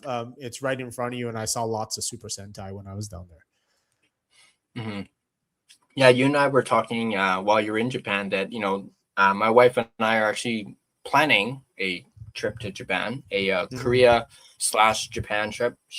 I mentioned she was in Korea in September, and she wants to go back, but she also wants to go to Japan. And I'm like, well, it's one or the other. And she's like, well, why don't we just combine them? And I'm like, oh, okay. Yeah, that works. That works. I think that could be worth your while, just because the most expensive thing about these kind of trips, of course, is the flight. The flight from Vancouver to Seoul or Tokyo is not cheap, but once you are there, your money can go a long way if you're smart about it. Because like you don't necessarily have to stay in the fanciest of fancy hotel, just somewhere that's like clean, safe, central to where you want to go. And it's a good place to sleep. That's all it's for. When you go to places like that, you don't want to stay in your hotel anyway. Mm-hmm. Absolutely. Yeah, she stayed in a pretty nice Airbnb when she was in Korea. She mentioned how there was coffee shops everywhere she looked, and she was she felt like she was in Disneyland, with all these coffee shops surrounding her. And I was like, did you purposely pick that Airbnb because of these coffee shops? She's like, yep. Good move. Yeah. I love this from Connor. Tyler, go to a Jollibee restaurant. I do love me some Jollibee. I haven't had a chance to actually physically go. Kind of waiting for this rain to stop so I can actually go, get out of the house. Yeah. But my wife has got me addicted to the Jollibee spaghetti. Yeah. You know I it's absolutely love it. it's crazy. So like the Jolly like I love Jollibee, especially since it's like a national like Filipino chain and everything. But when I have all my friends who aren't Filipino people who aren't Filipino, they tell me that they love the spaghetti. I'm like, dude, find yourself like a Filipino friend and get them to make you Filipino spaghetti because it's on another level. Like it's basically the Jollibee spaghetti but on steroids. I'll definitely have to definitely take a look at that for sure. Ten out of I don't 10. know. I don't know if it's the hot dogs mixed in with it. I know this the sauce is very sweet. Yeah. I know some people don't like the sweetness of the sauce, but I don't know what it is about the spaghetti with hot dogs. It just I she got it for me for the first time. I tried it and I was like, where did you get this? Yeah, And where can I get more? yeah, it's a crazy dish because Filipino spaghetti is a product of American colonization. So like when the Philippines was a colony of the United States, they had to like be creative and try to make dishes that try to resemble like what they would serve in the States, and spaghetti was one of them. And it turned into what it turned into because like back in the Philippines, many people they don't have much to begin with, so you kind of have to work with what you have. And that's what they had at that moment, and it worked out, and it's become a national dish. Absolutely. Uh, Connor, saying a trip to Manila and Hexagon City be on my bucket list for sure. Yeah, I Yeah, wouldn't mind going to the Philippines for sure. me too. It's Like definitely on my one of the bucket list. one of the things that I was discussing too with my fiance was like our the experience that we had in Japan was so great, but it also like when I was there, like I was so blown away by how the Japanese culture have such a great love and respect for their heritage and their culture, that I felt like my own heritage and my own culture was calling out to me when I was there. So like I feel like I need to do like a dual trip just like you. Like I'll go to the Philippines, go check out my roots, and then go back to Japan too. That's how much I liked it. hmm And of course, Urban saying nothing compares to Filipino home cooking. That's so true. That's so true. And like it's only been recently, especially in the Vancouver area, where restaurants have like Filipino restaurants have become like a big trend for like foodies and things like that.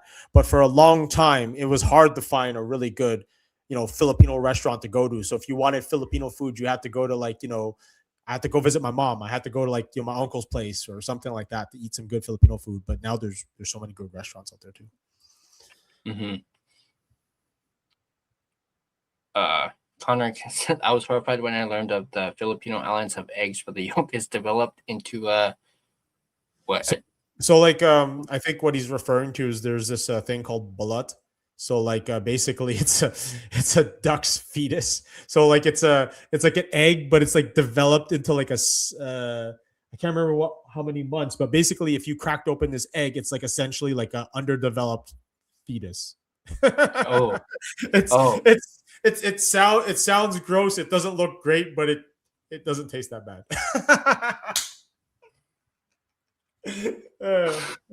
Uh, we got Jay. I'd probably like it, referring to the Filipino spaghetti. I'd probably like it. I'd add wieners to my craft dinner. Yeah, I'm oh a yeah, big dude, yeah. cake I do and that too. wieners. Yeah. Yeah, me too. I do that all the time actually. Yeah, I did that as a kid, and I still do it as a almost 35-year-old man now. I mean, I work up at Grouse Mountain, so we have, of course, mac and cheese on one of our menus. If I usually am in the mood for mac and cheese, I'll usually grab a hot dog, chop it up, throw it into the mac and cheese, add a little bit of ketchup, and boom, it's like my childhood all over again. Yeah, man, can't go wrong with that. Urban, whether it's because all Filipino moms subscribe to one ultimate truth: make your children's favorite the way they like it. That's actually true. My mom does that for me whenever I go visit her. She makes and my dad's wife, she does the same thing. She makes the food just the way that I like it. And it's only recently that I started like because like I just my fiance and I, we just got a place recently, and like whenever I'd make dinner, like I would try to like copy the way that they make it for me, and like I feel like I've nailed it, and it's true. It's true. Mm-hmm. Brian. Oh my God, that got me. You'd make an excellent food critic.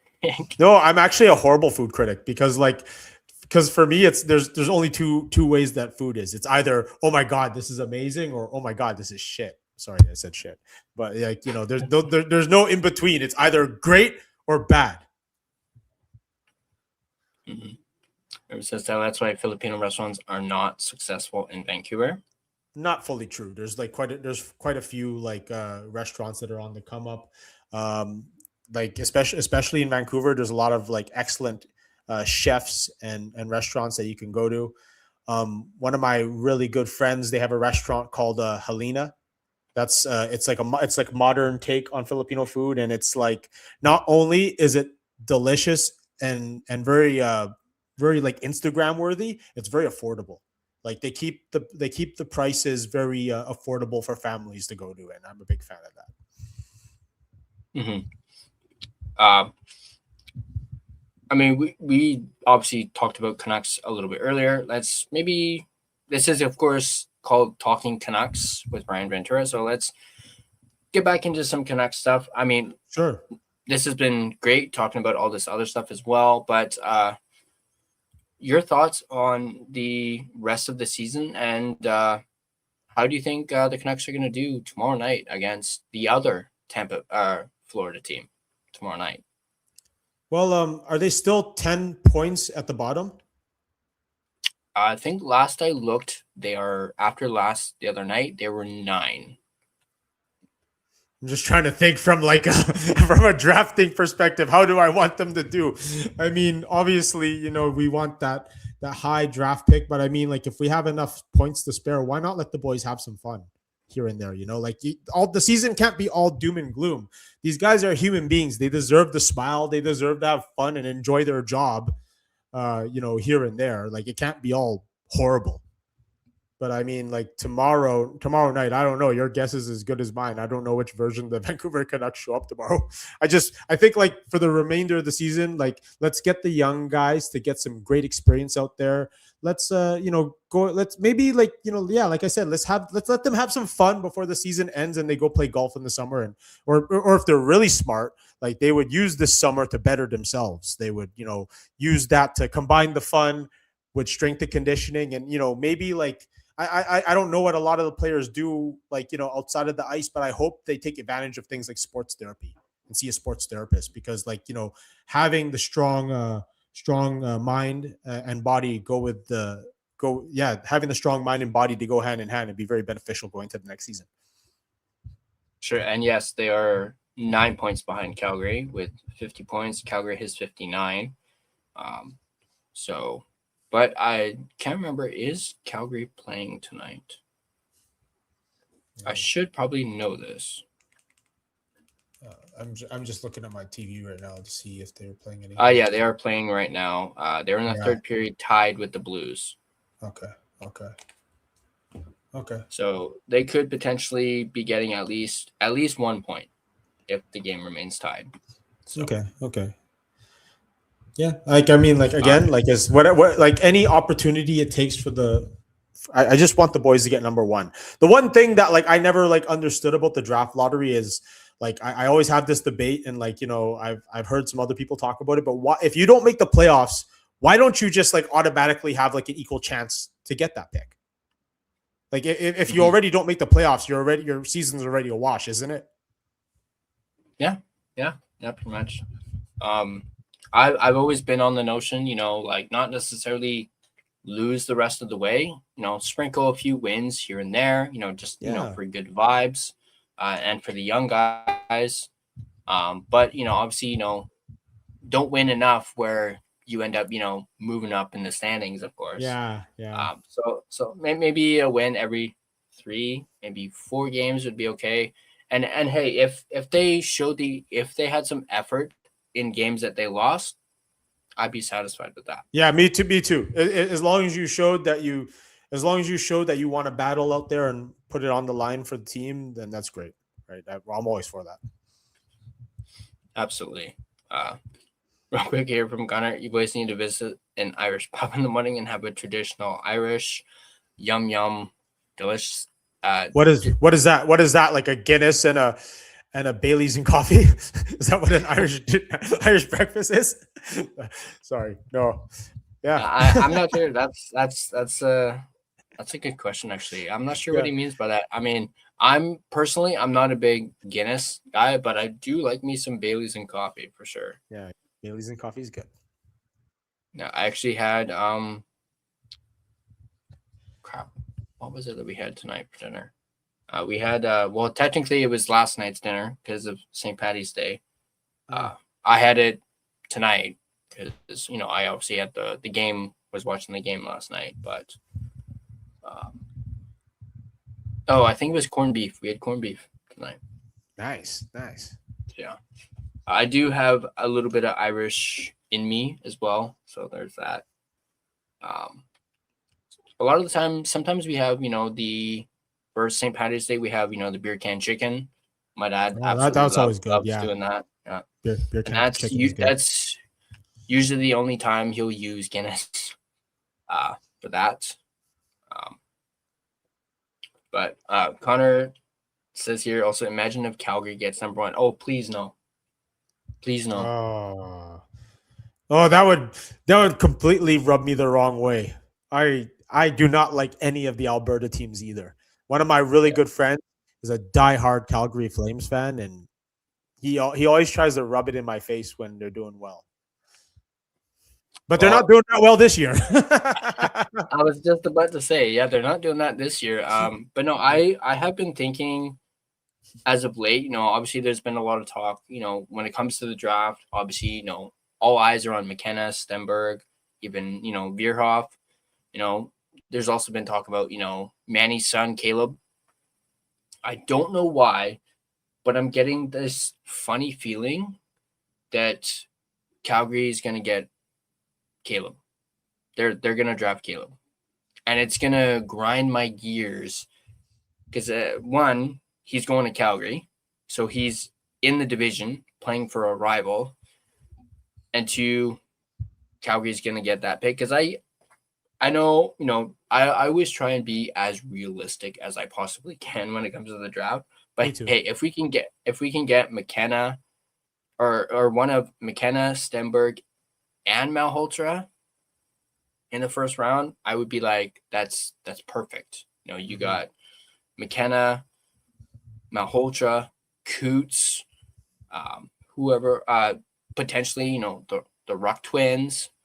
Later on in a late first round, early second or early to mid second round. Just that you talked about a core earlier. That would be adding on to the core that you have already now. Yeah, I'm all for it, man. I'm all for it. Oh, Connor's got another question for you. Will we see McDavid walk away from Edmonton before his extension runs out? You know what? Like McDavid gave these guys a discount already, and if they don't win the cup, within the time frame that he signed for, I can see him leaving. And I you know what? This is gonna really pisses me off thinking about it, and I'm pretty sure it'll piss you off too, and everyone else out there if you're a Canucks fan.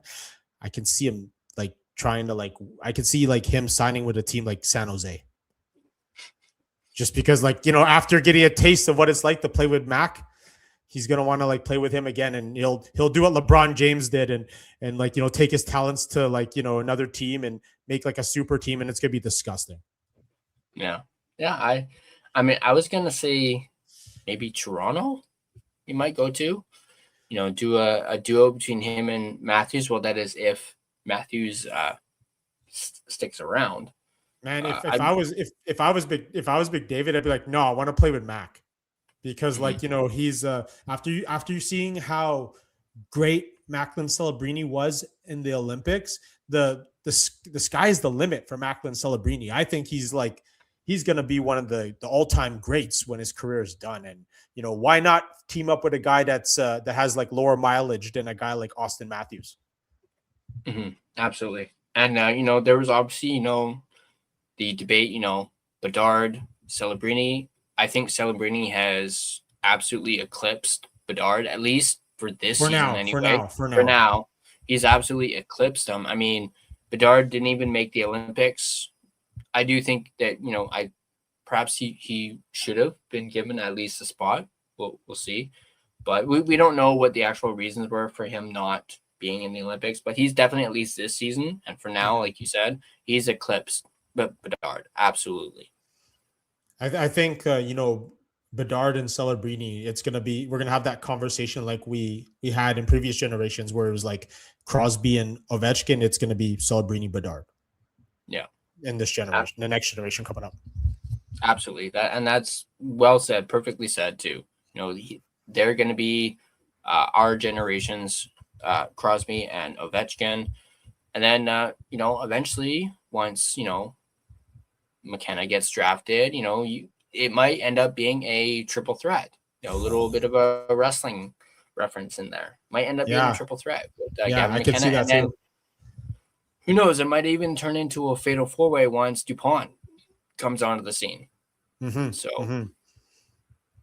Yeah, definitely exciting time for hockey in general, the NHL in general, with just those players coming in. I think this is, Connor, is this your hot take that McDavid will sign in Pittsburgh when Crosby retires? Nah, man. I don't know. I don't know. I don't really see it. I can't really see him in the yellow or I guess gold and white. No. I think I think McDavid has a better chance of being a Toronto Maple Leaf than being a Pittsburgh Penguin. Unless Connor McDavid was a diehard Pittsburgh Penguins fan growing up. Maybe there's a chance, but I don't see it. Maybe. Yeah, maybe. I mean, and on that note too, how do we even know Crosby's going to retire at this point? He hasn't lost a step. I know he played his first game back. What was it? Was it last night or was it tonight? Since the Olympics, but he's still going, and I don't think he's slowing down anytime soon. I can't see it either. I mean, Sid the Kid keeps showing everyone that he's still capable of playing at a high level in this league. He might not be a spring chicken where he's not as fast or as agile as he used to be, but you can't, he has this wealth of experience and knowledge that you just can't teach, and he's an excellent chess player on the ice. Absolutely. I mean, I know there's been talk about maybe Ovi kind of retiring after this season, but when you look at both Crosby and Ovechkin, at least physically, you can kind of see it with Ovi. Just how grizzled he looks. Then you look at Crosby and you're like, we were talking about Walter Jones not aging. I mean, Crosby's aged a little bit, but it's very little. He still looks like Sid the Kid. He really does. Yeah. I mean, probably has just a little bit of gray in that beard of his or in his hair, but you never see his hair when he's playing on the ice anyway. So you really see it with Ovi. Oh yeah, man! Like with Ovi, Russian machine don't break. That diet of meatball subs and Takis and Budweiser. I mean, you can only imagine how big Ovi would be if he didn't play hockey. Yeah. Servant says McDavid's contract is the NHL version of "Let's stay together until the kids go to college." I honestly I think McDavid's contract was just him just giving the team that has given him so much opportunity a chance, right? That was kind of his gift to the team and his gift to the fans, and I can't see him if it doesn't work out. I can't see him staying personally. Mm-hmm. Yeah, I'm in the same boat. Especially when he signed that contract, as soon as I saw the term, I was like, okay, he's giving them a window. He's saying, you have until this, until the end of this contract to win a cup, or else I'm out. Yeah, and you know what? I do not like the Edmonton Oilers either. And Connor McDavid as an individual player, he's one of the best individual players, but he's an Edmonton Oiler. I can't like him. Yeah. I'm kind of the same way. No, completely 100% respect him as a player and the fact that he's one of the best. I mean, I won't go as far as to call him the GOAT, but he is one of the best for sure, and Yeah. he's proved it. With his stats, being consistent, during the seasons, but he has no hardware to show for it. So, and I think they mentioned it during the Olympics. Actually, I think it was. Oh gosh, his name slipped my mind. One of the Edmonton reporters. Kind of like. Yeah, he asked him that really stupid question, like after practice one time. Yeah, I cannot believe he asked him that, but I absolutely loved Connor's response, going like, "Oh, that's a really good question." Mark Spector, that was his name, Spec. Yeah, I mean, you have guys like Spec, saying like, you've never won the big one, That's Stanley Cup. That's completely stirring the pot. That was 100% clickbait. That was clickbait. And the fact that it came from one of his own team reporters too, like it wasn't from a reporter from another team or a global like reporter who isn't on like one side of the fence. They're kind of in the middle. This was your own like homegrown reporter in Mark Spector, and very tone deaf. Yeah, just stirring the pot and kind of like rubbing it in as well. Two runs to the Stanley Cup final back-to-back years, couldn't get it done. Couldn't get it done in the Olympics. And honestly, like that gold medal game, that's gonna sting for me as a Canadian hockey fan. That's gonna sting for a long time. I can't wait for Team Canada to get that one back. Yeah, especially with all the discourse surrounding like after that game. And then, of course, the whole Jack Hughes thing. And it's like, guys, you haven't won in like 40 plus years. Take it down a notch. No. How many gold medals do you guys got? Yeah. I mean, like, they had like, yeah, they won 100%. I never thought I'd see the Hughes brothers turn heel like that. They went all out. They were partying with the head of the FBI. They took a phone call from Donald Trump. And then like, all the things that they're talking about in the media, they appeared on Saturday Night Live. Like this is the ultimate heel turn in hockey, bro. Oh yeah, for sure. And then the whole thing with the women's Olympic team and that whole controversy. So tone deaf. Deaf.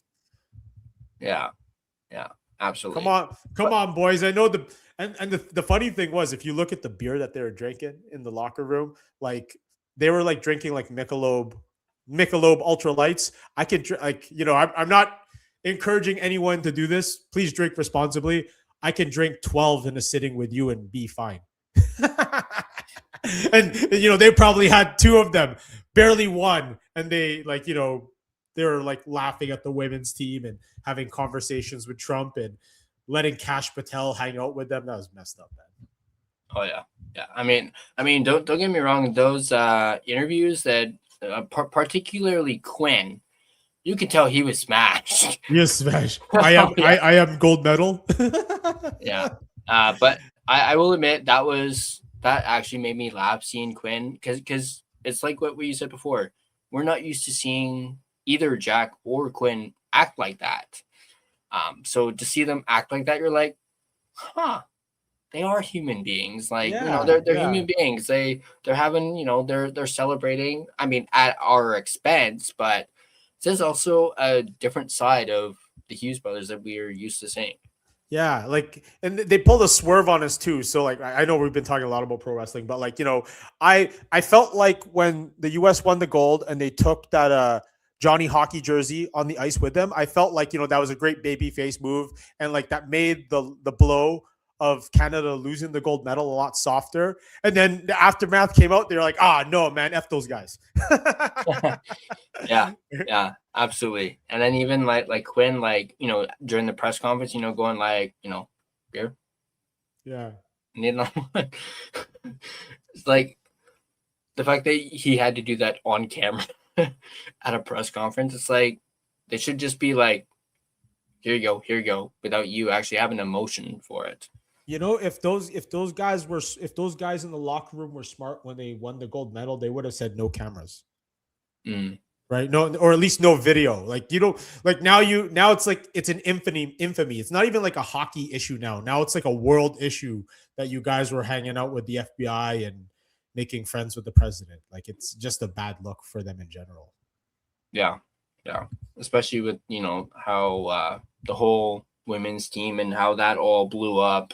Yeah. And then not really, at least not that I saw, really, not really taking any accountability for uh, even if it was them joking around, it still came across as tone deaf. These women won the very same gold medal that you guys did as well.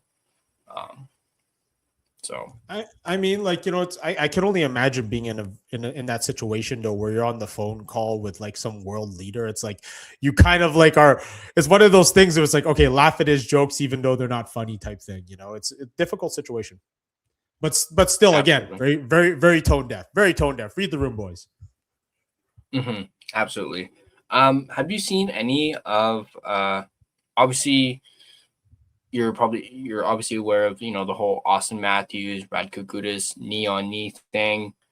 Obviously, the other day the big topic was George Peros apparently came out and spoke about the ruling, something he doesn't really do.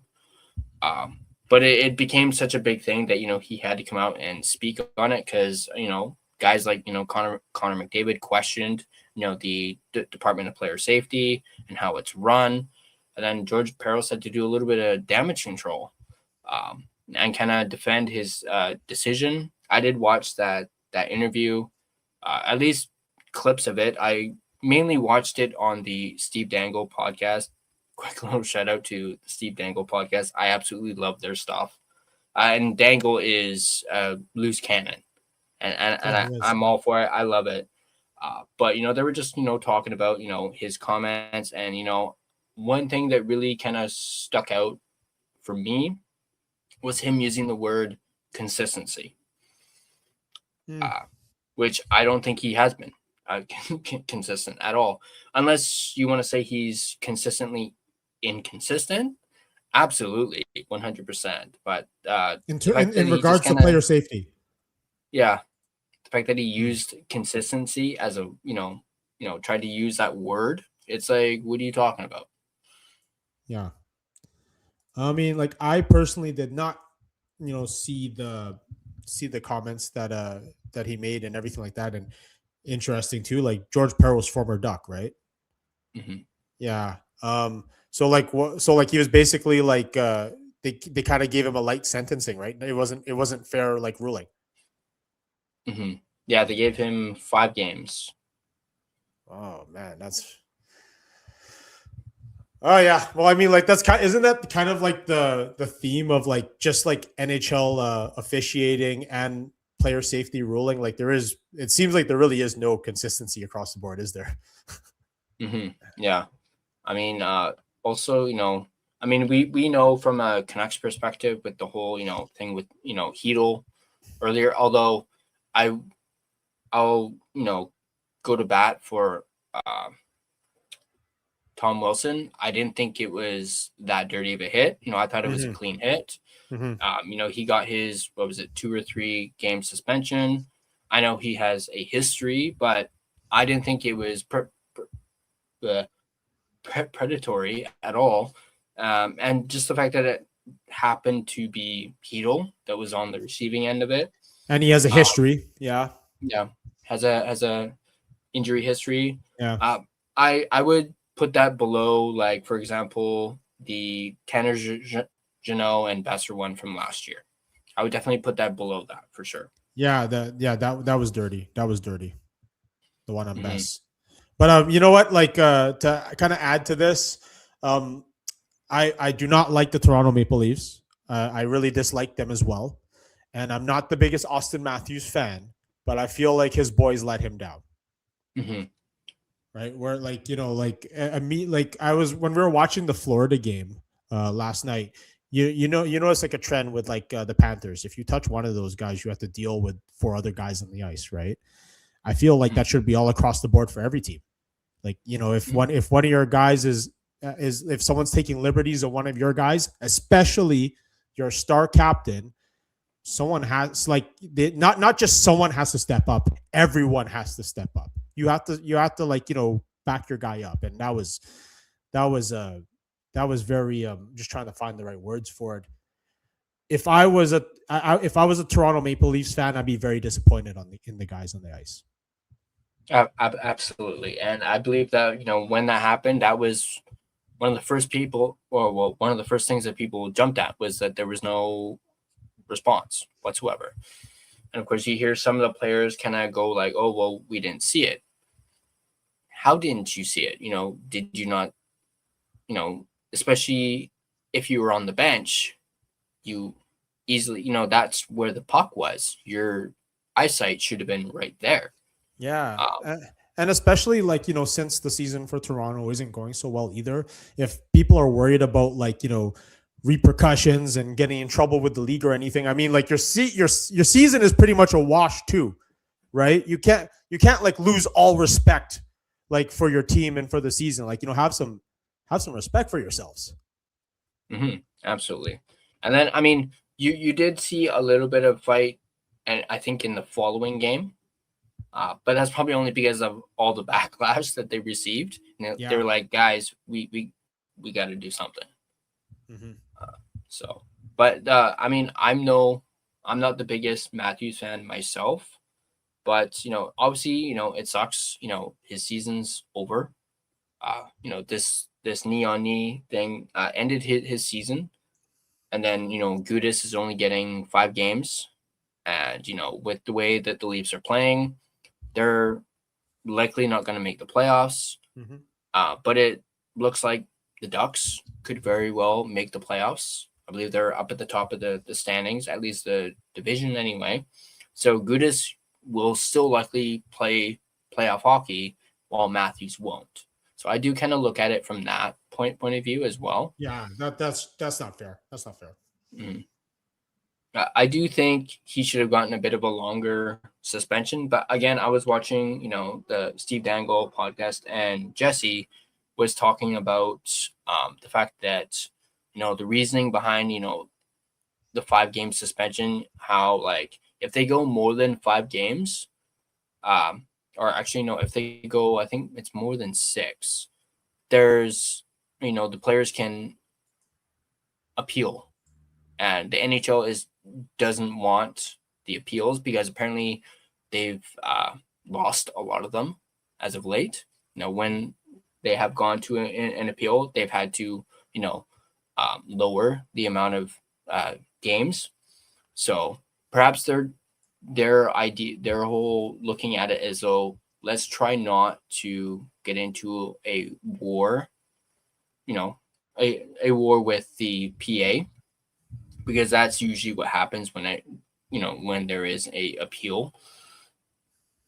So yeah, that's a fair point to make. It was a political move. Yeah. He's usually the one who is when it comes to the 3 of them. I love all 3 of them. I watch a lot of Jesse for Blue Jay stuff. He does a lot of Blue Jay stuff, which I absolutely love. But between the 3 of them, he's more like the Switzerland one between the 3. Obviously, Steve is Steve. I do like Adam as well. But out of the 3, Jesse is usually the guy who's like in the middle. He's Switzerland. He doesn't really take a side.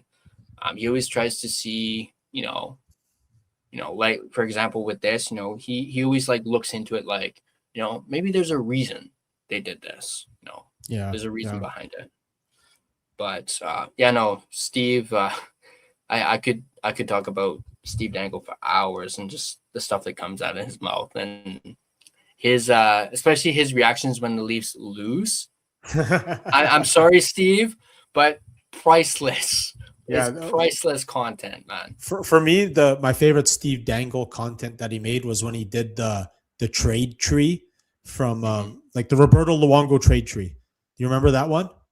Where like Oh yeah. basically he broke down like the impact of that trade has made for the Vancouver Canucks, and that was a really good one. Oh yeah. Really good one. Yeah, Steve always cracks me up. And even in the episode the other day when they were talking about well, this was actually before they started even talking about, Peros and everything. They had a nice little bit at the beginning. I guess they're sponsored by Tim Hortons. They were doing a little Tim Hortons, gig at the start, with the roll up the rim, and I was dying before they even started talking about their topic. So I just thought it was great. Those three have so much chemistry. The three of them. Let's take a look and see. Wait, I thought I saw something.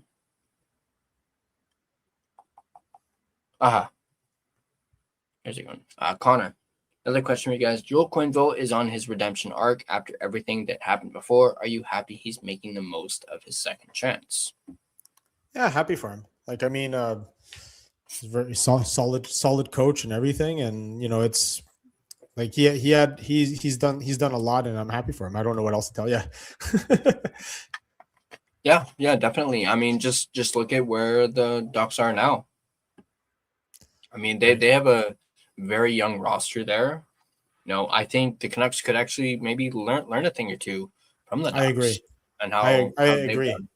I agree. Like, in fact, like I'll go out and say it at the beginning of this season, before everything panned out the way that it did, I was like thinking to myself that, like, the Canucks would have been in the position that these guys are in right now. That's what I thought initially going into the season. And then then of course it played out the way that it did. Yeah, absolutely. No, Canucks could really learn a thing or two from the Ducks, from the Sabres. Man, the Sabres have been quite the story this year. The fact that they're actually going to be making the playoffs. Good for them. Like, I mean, like I'm not like I'm not like a fan of theirs, but I mean, like, I'm happy for their fan base that they get to, their boys can go to the dance and they can have some fun. Absolutely. But they definitely have quite the blueprint for the Canucks to follow when it comes to a rebuild, because they know all about that. Unfortunately, a little too much. Of course, theirs took a little bit longer than probably they would have liked. So maybe not completely 100% follow their blueprint. Not like a 10-year rebuild, but yeah, maybe go about things the way that they did. When it comes to accumulating draft capital, which we've already, of course, done. Yeah. Guys, like, I can't, like, I hope the Vancouver Canucks don't have a long rebuild, because, like, I'm almost like I'm going to be 40 very soon, and, like, I don't want to have to wait till I'm 50 years old to, like, have a chance to watch them contend for a Stanley Cup. Like, I like, the sooner the better, but, like, I'm being realistic too. Absolutely. I say the same thing. One of the other content creators, Kempner Canucks, he's got a saying, at least once before I die. At least once before I die. I don't want to be, like, lowered into the ground, like, before they even have another shot at that cup again. Yeah, he actually even has a hoodie with that slogan on. It's great stuff right there. Connor asked, did you watch Dangle's video where he completely lost his mind after losing to their Zamboni driver? I caught that one. That was pretty good. That was a good one, actually. Like, because that went viral. Like, that went viral. I mean, it's a great story, right? Not great if you're a Toronto Maple Leafs fan, but a great hockey story. I'll have to look that one up for sure, because that just reading that sounds hilarious. It was pretty awesome, man. It was pretty awesome.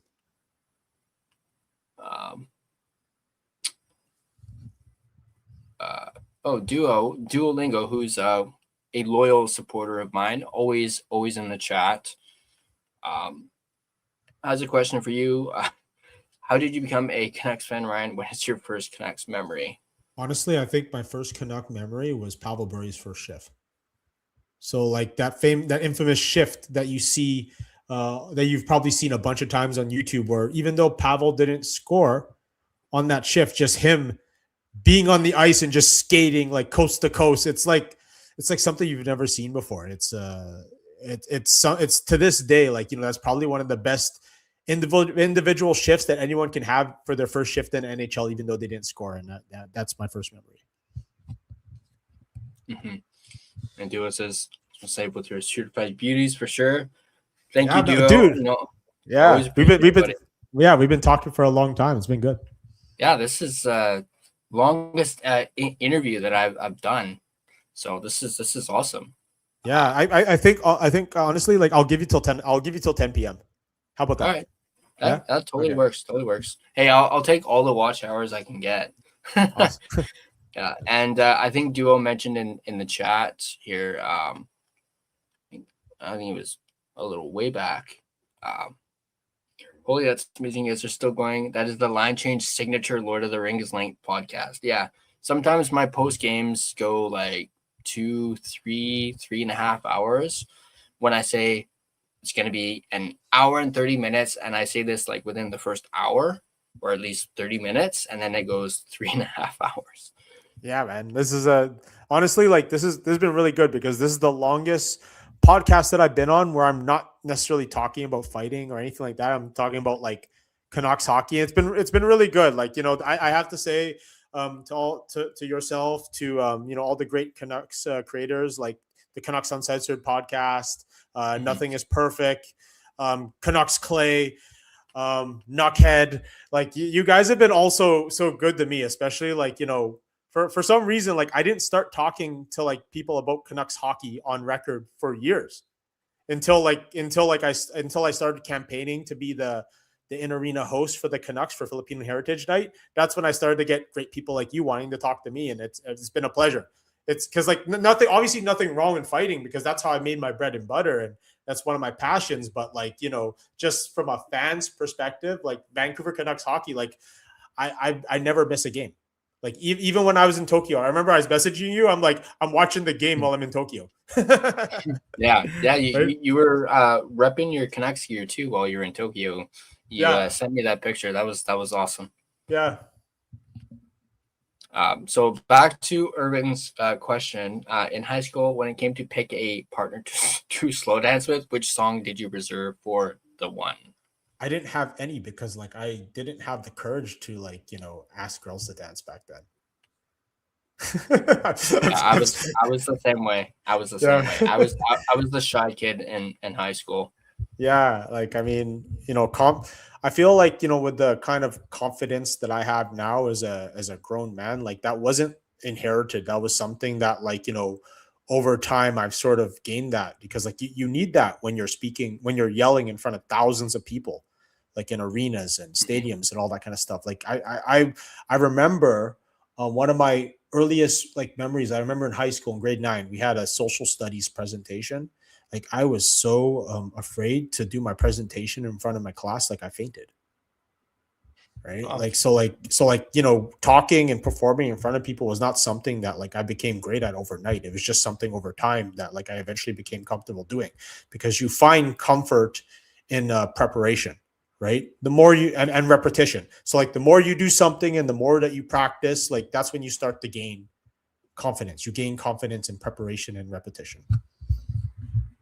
And I guess that's how eventually, like, like I met the one. I'm with a very lovely person. I'm with my fiance and everything. We've been together for since 2014, so going on 12 years, right? And like, I that again, like, that confidence comes through repetition and consistency. So like, you probably have to get rejected by the girl that you like 100 times before you meet one, right?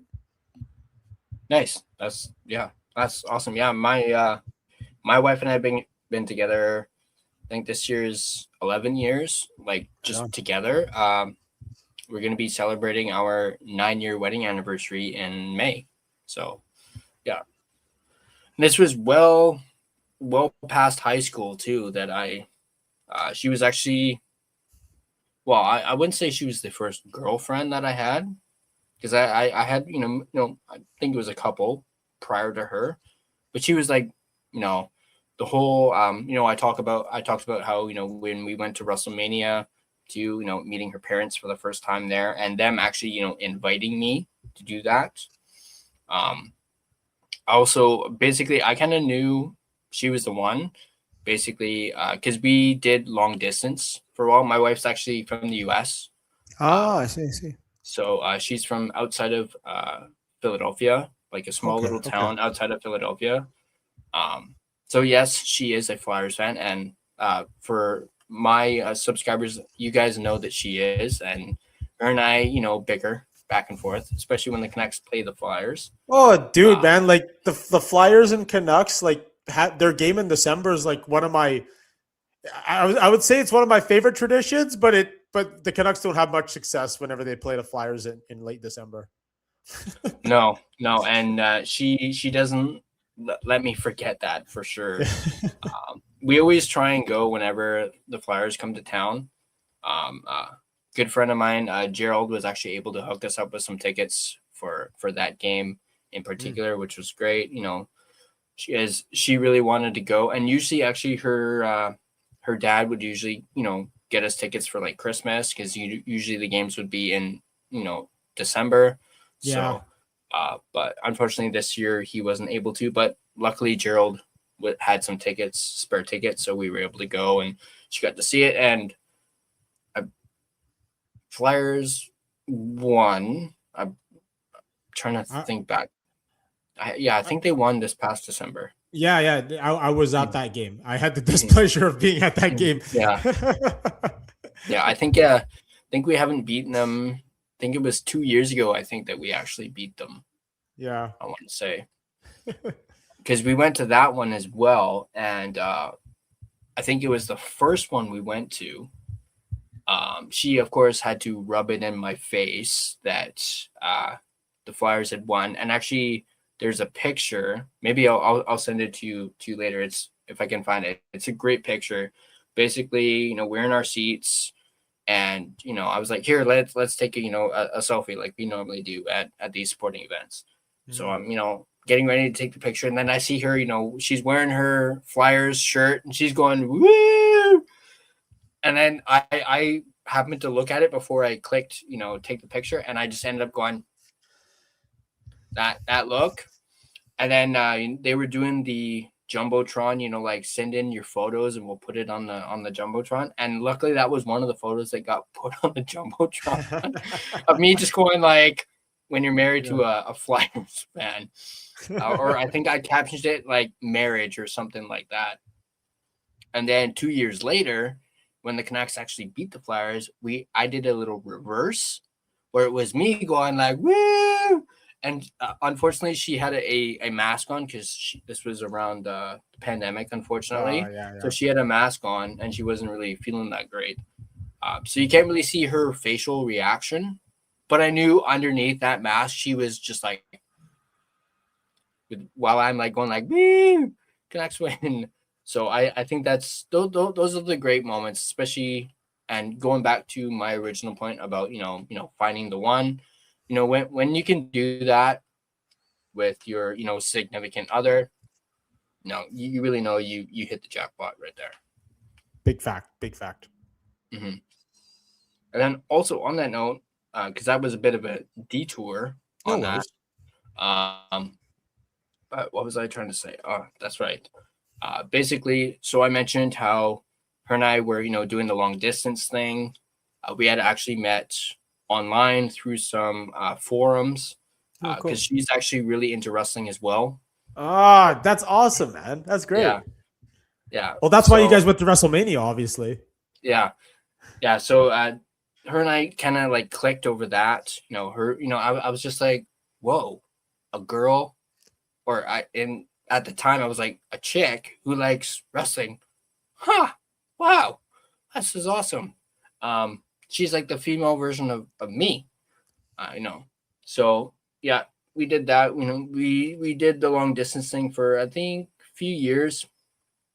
And then out of the blue, she was like, I'm gonna come to Vancouver. I've never left the country. I've never been to Canada to Canada before. I'm gonna save up some money, pay for my flights, pay for my hotels, and I'm gonna come out and see you. And this was without me even asking for her to do this. So she ends up doing that, and that's kind of to get back to the point. That's pretty much how I knew she was the one. That's beautiful, man. That's awesome. Yeah. And then she's now, she's not a Canadian citizen yet, but she does have her PR, and she's fully moved to Canada. So I've kind of turned her into a bit of a Canadian.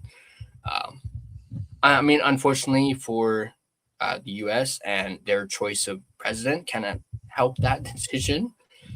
Believe it or not, it was a joke. We did a little joke where she's like, you know what? If he gets elected, I'm moving to Canada. And then lo and behold, he does get elected. And I was like, well, honey, I guess guess you're moving to Canada. And this was actually after she was already here. So, but who would have thought? I know she's great. Like I said, we beg her back and forth all the time, and I'm actually surprised she hasn't poked her head in. So, well, tell her I say hi. Yeah, for sure, absolutely. But let's. I think we got some new people in the chat from what I can see. Yeah, here we go. Justin Credible, Certified Beauties. How's it going, Justin? Good to see you, buddy. Duolingo again. Ryan is I'm assuming that he meant to say great. Guess, not guess. I'll take it. I like that compliment. Thank you. Connor is asking me, does she like Talk It in Charge? I actually don't know. I don't think she pays as much attention to it as I do. I mean, obviously I kind of have to with, the podcast, but even then, even before I had the podcast, I still kind of paid attention to that stuff. I did kind of, bug her a little bit when Talk It actually signed with Philly, going like, you guys are going to have to deal with Talk It hockey from now on. We don't got to deal with it no more. dump and chase. So I did kind of bust her chops on that. So. Although she is a big Eagles fan, too.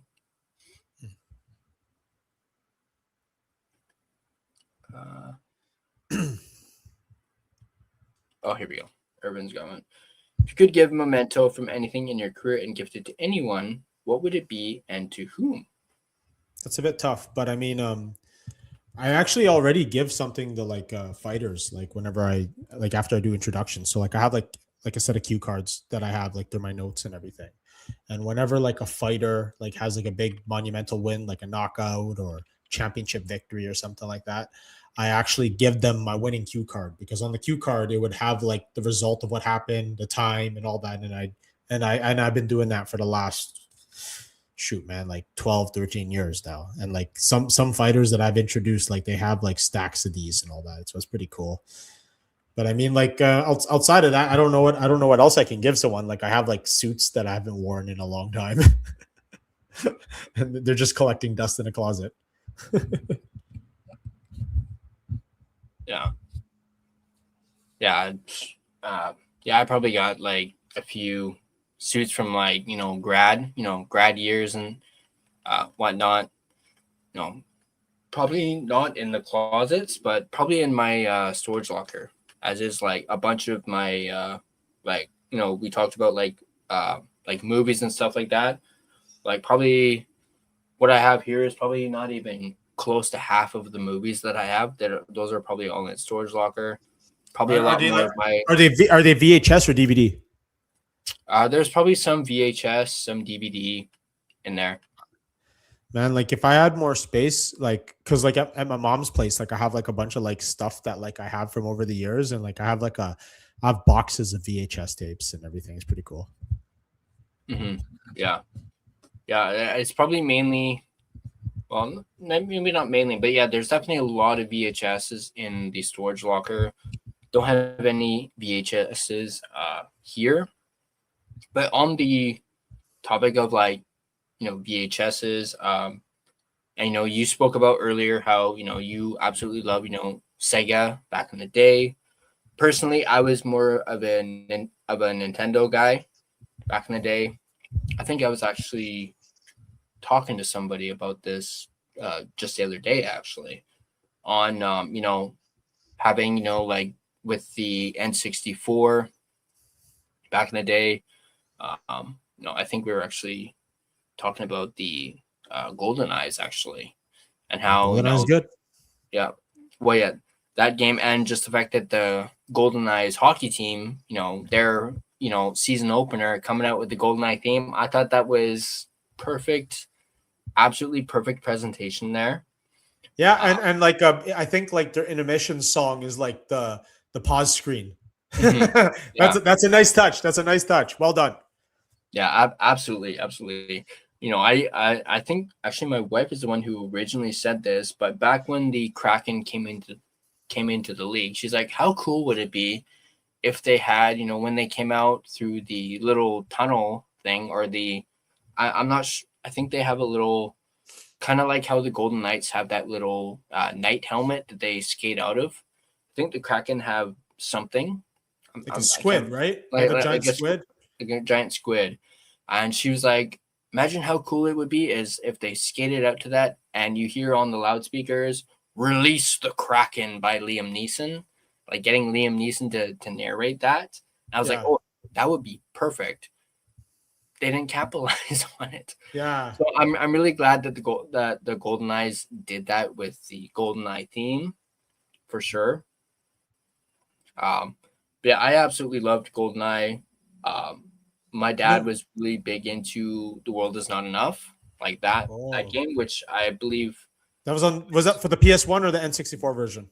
that was the N64. I think that was the sequel to like GoldenEye. That was like the next Bond game. Yeah, after. not the official sequel, because like Rare was the one that made the GoldenEye game. But yeah, actually the world is not enough and Tomorrow Never Dies, they weren't bad games. They were pretty all right actually.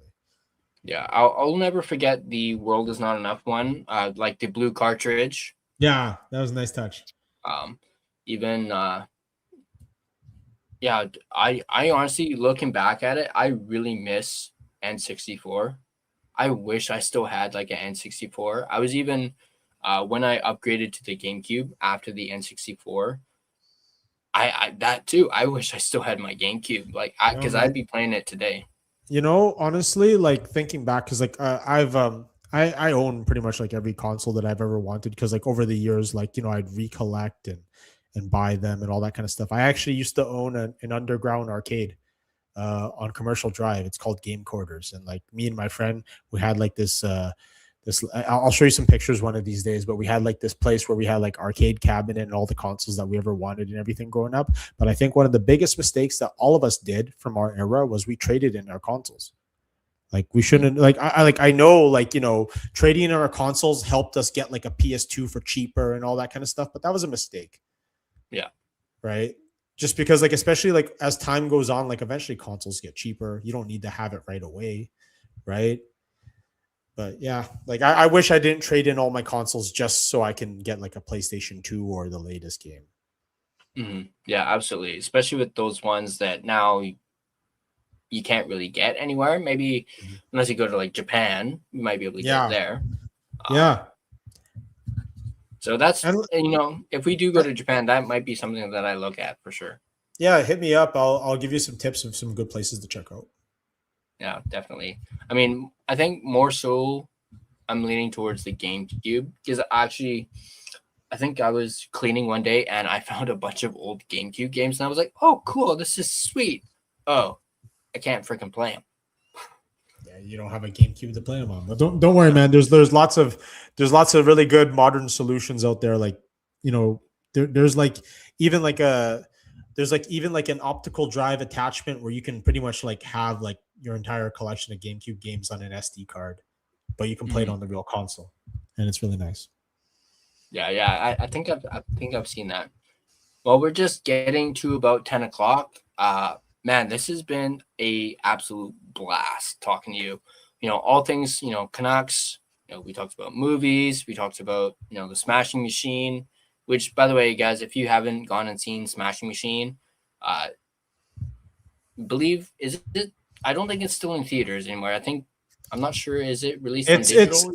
Yeah, like I believe it's on Paramount Plus if you have it. Pretty much like anywhere where you can like get digital downloads.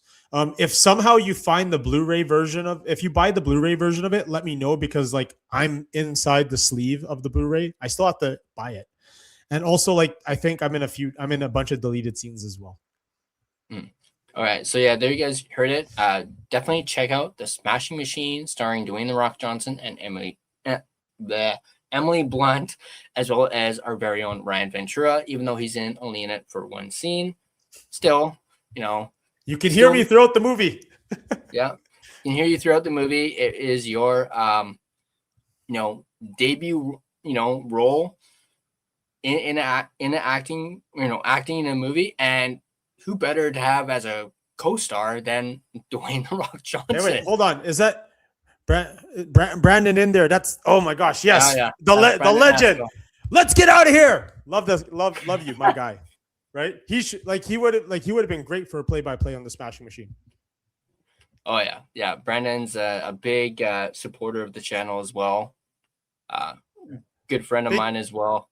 Big fan of his work. He helps make the Abbotsford Canucks broadcast even more fun and enjoyable. I love it. Thank you very much for your passion, my friend. Yeah. Brandon, good to see you, buddy. Glad to see you, slide in here at the end. Brandon's great. Brandon actually did a little bit of my intro. I don't know if you saw. Yeah, it's really good. Really well done. Nice touch. Yeah. Definitely going to be having hopefully Brandon on again soon, hopefully towards the end of the season. But yeah, great to see Brandon jump in here. Awesome. But like I mentioned, it's been fantastic talking to you, Ryan. We definitely got to do this again. Definitely got to do this again for sure. Maybe not 2.5 hours, but who knows? Maybe we can beat this. Maybe we've set a bar. Now maybe we need to, Who knows? Maybe like I can jump on the show when the draft is happening. Who knows? Yeah, that's a good idea. Right? We could either celebrate or cry depending on how things go. Very, very true. I was teasing some guys on my post game, because they were asking, what would your reaction be if we drafted Gavin McKenna? I was like, well, I don't want to spoil it for you guys because I'm going to do a live reaction. So I'm going to wait. So you're going to have to wait. So yeah, maybe we'll do that for sure. But as I said, thanks once again, Ryan. This has been amazing. It's been a blast. I've had a lot of fun with this. We talked about a lot of great stuff. Like we mentioned movies, Power Rangers. I did a first showing a Power Rangers morpher on the stream. That's literally just been sitting on my desk, collecting dust. Definitely we'll have to for sure grab some beers sometime. Grab some Steve Weisers. What? So I'm okay. I'm terrible at that part, but I'm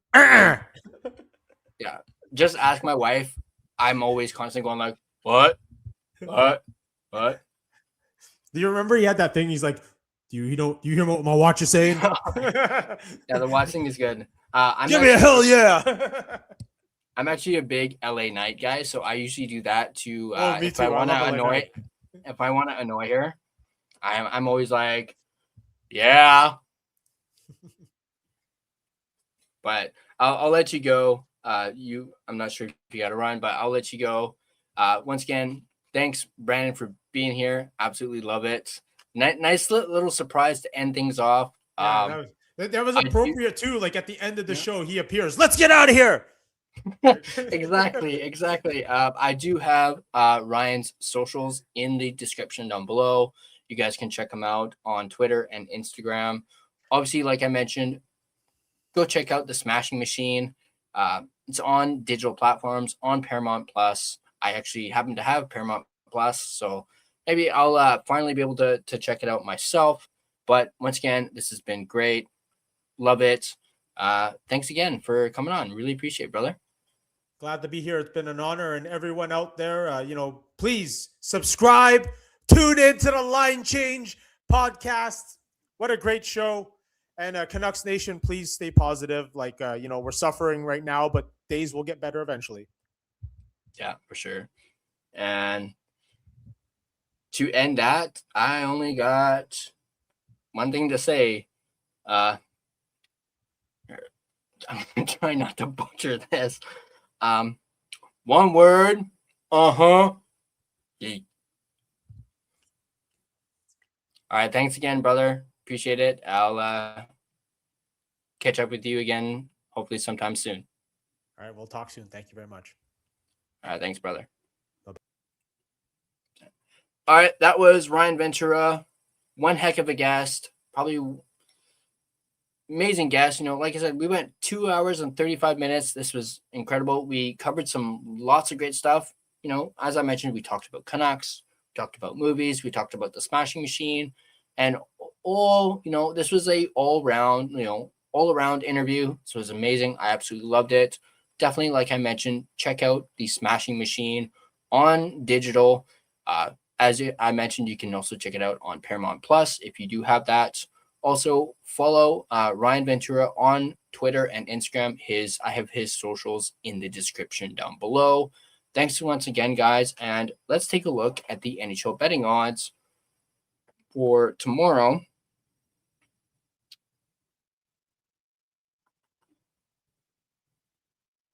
We'll do the Rangers and the Blue Jackets.